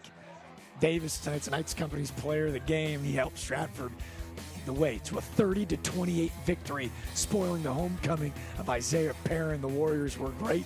The Knights just a bit better. Tonight's Knights Company's Friday Night Rivals, all driven by Crew Chevrolet. The trophy presentation with Trooper Bob, Benny McDaniel, right after our final break. Climate Makers technicians, dedicated, skilled, and here for you when you need them. For top-notch installation to repairs, you can count on them. The truth is in the stars, and with Climate Makers, your comfort is our business. What do we got? Code 27, freezer failure. Sounds like a cold case. The freezer's not freezing, and Timmy's party's today. What's with the igloo? Can't have a pool party without popsicles, right, honey? I'll check the breaker. Here's your problem. Fried circuit. Best not to overload your outlets. All set. You don't have to put up with any malarkey. Call 888-8-SPARKY. I am glad I'm here because it's really helping me. I have a lot of things I want to do. I like being in charge of others. My confidence really built up since I've been here. This place has showed me, like, it's not good to run from your education. It's a really great place. You got people here that are willing to help you. It's something that's going to get you through every day. It's just something you have to have. And they're making it possible for me, because if I wasn't here, I would not be in high school. When your project demands the best, turn to Sunbelt Rentals. 10 branches conveniently located in Charleston, Sunbelt Rentals helps you get things done with an expanded mix of tools and equipment. With over 14,000 pieces of equipment, expert advice, and reliable service, we help pros and DIYers tackle any job, big or small. Rent from Sunbelt Rentals, a company proud to be involved in the community and schools. Sunbelt Rentals, making it happen for our customers. Visit us today. At Climate Makers, we're more than experts in heating and cooling. We're family. For over 20 years, we've kept homes comfortable. Trust us with your family's comfort. The truth is in the stars, and with Climate Makers, your comfort is our business.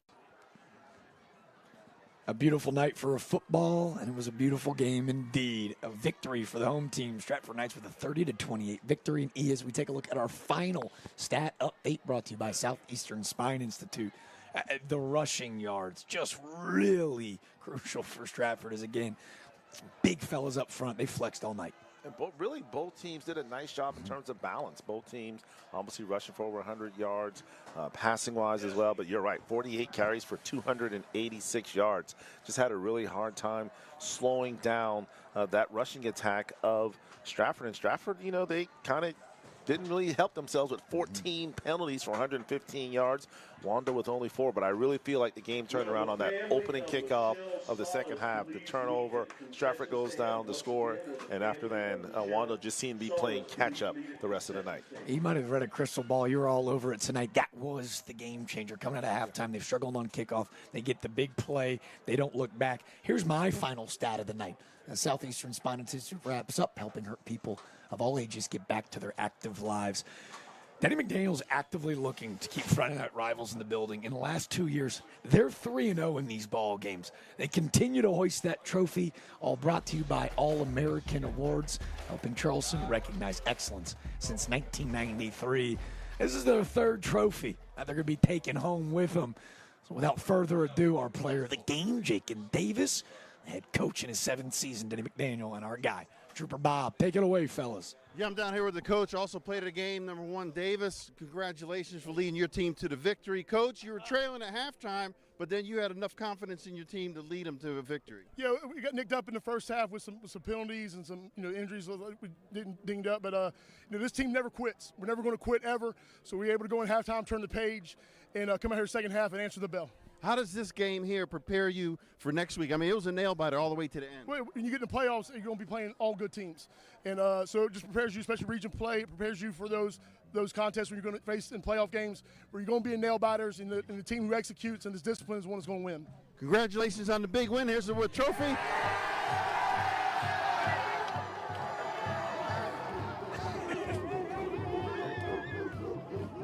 Yo, Everett, you said Trooper Bob looked more like a defensive lineman. I hope he's okay in there. He's going to have to start maybe busting around with those big bruisers of Stratford.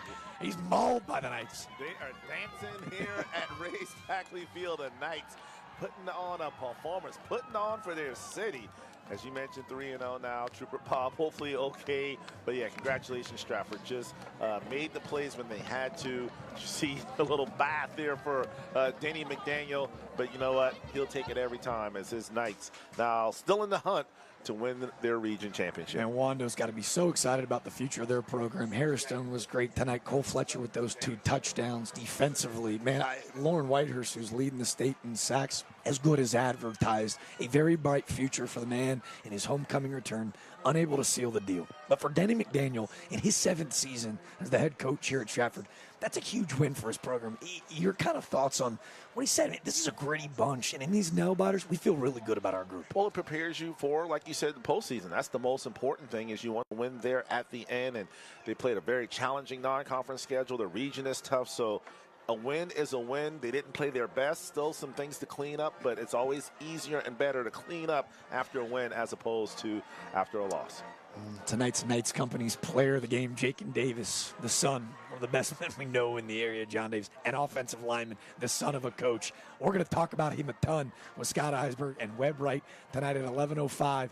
We got a ton of highlights from this one and from all around in the Low Country. Make sure you tune in and watch those guys. A 2-point victory in this really difficult region. Any final thoughts? A good game is what we had hoped for. Probably won our bet down to the wire.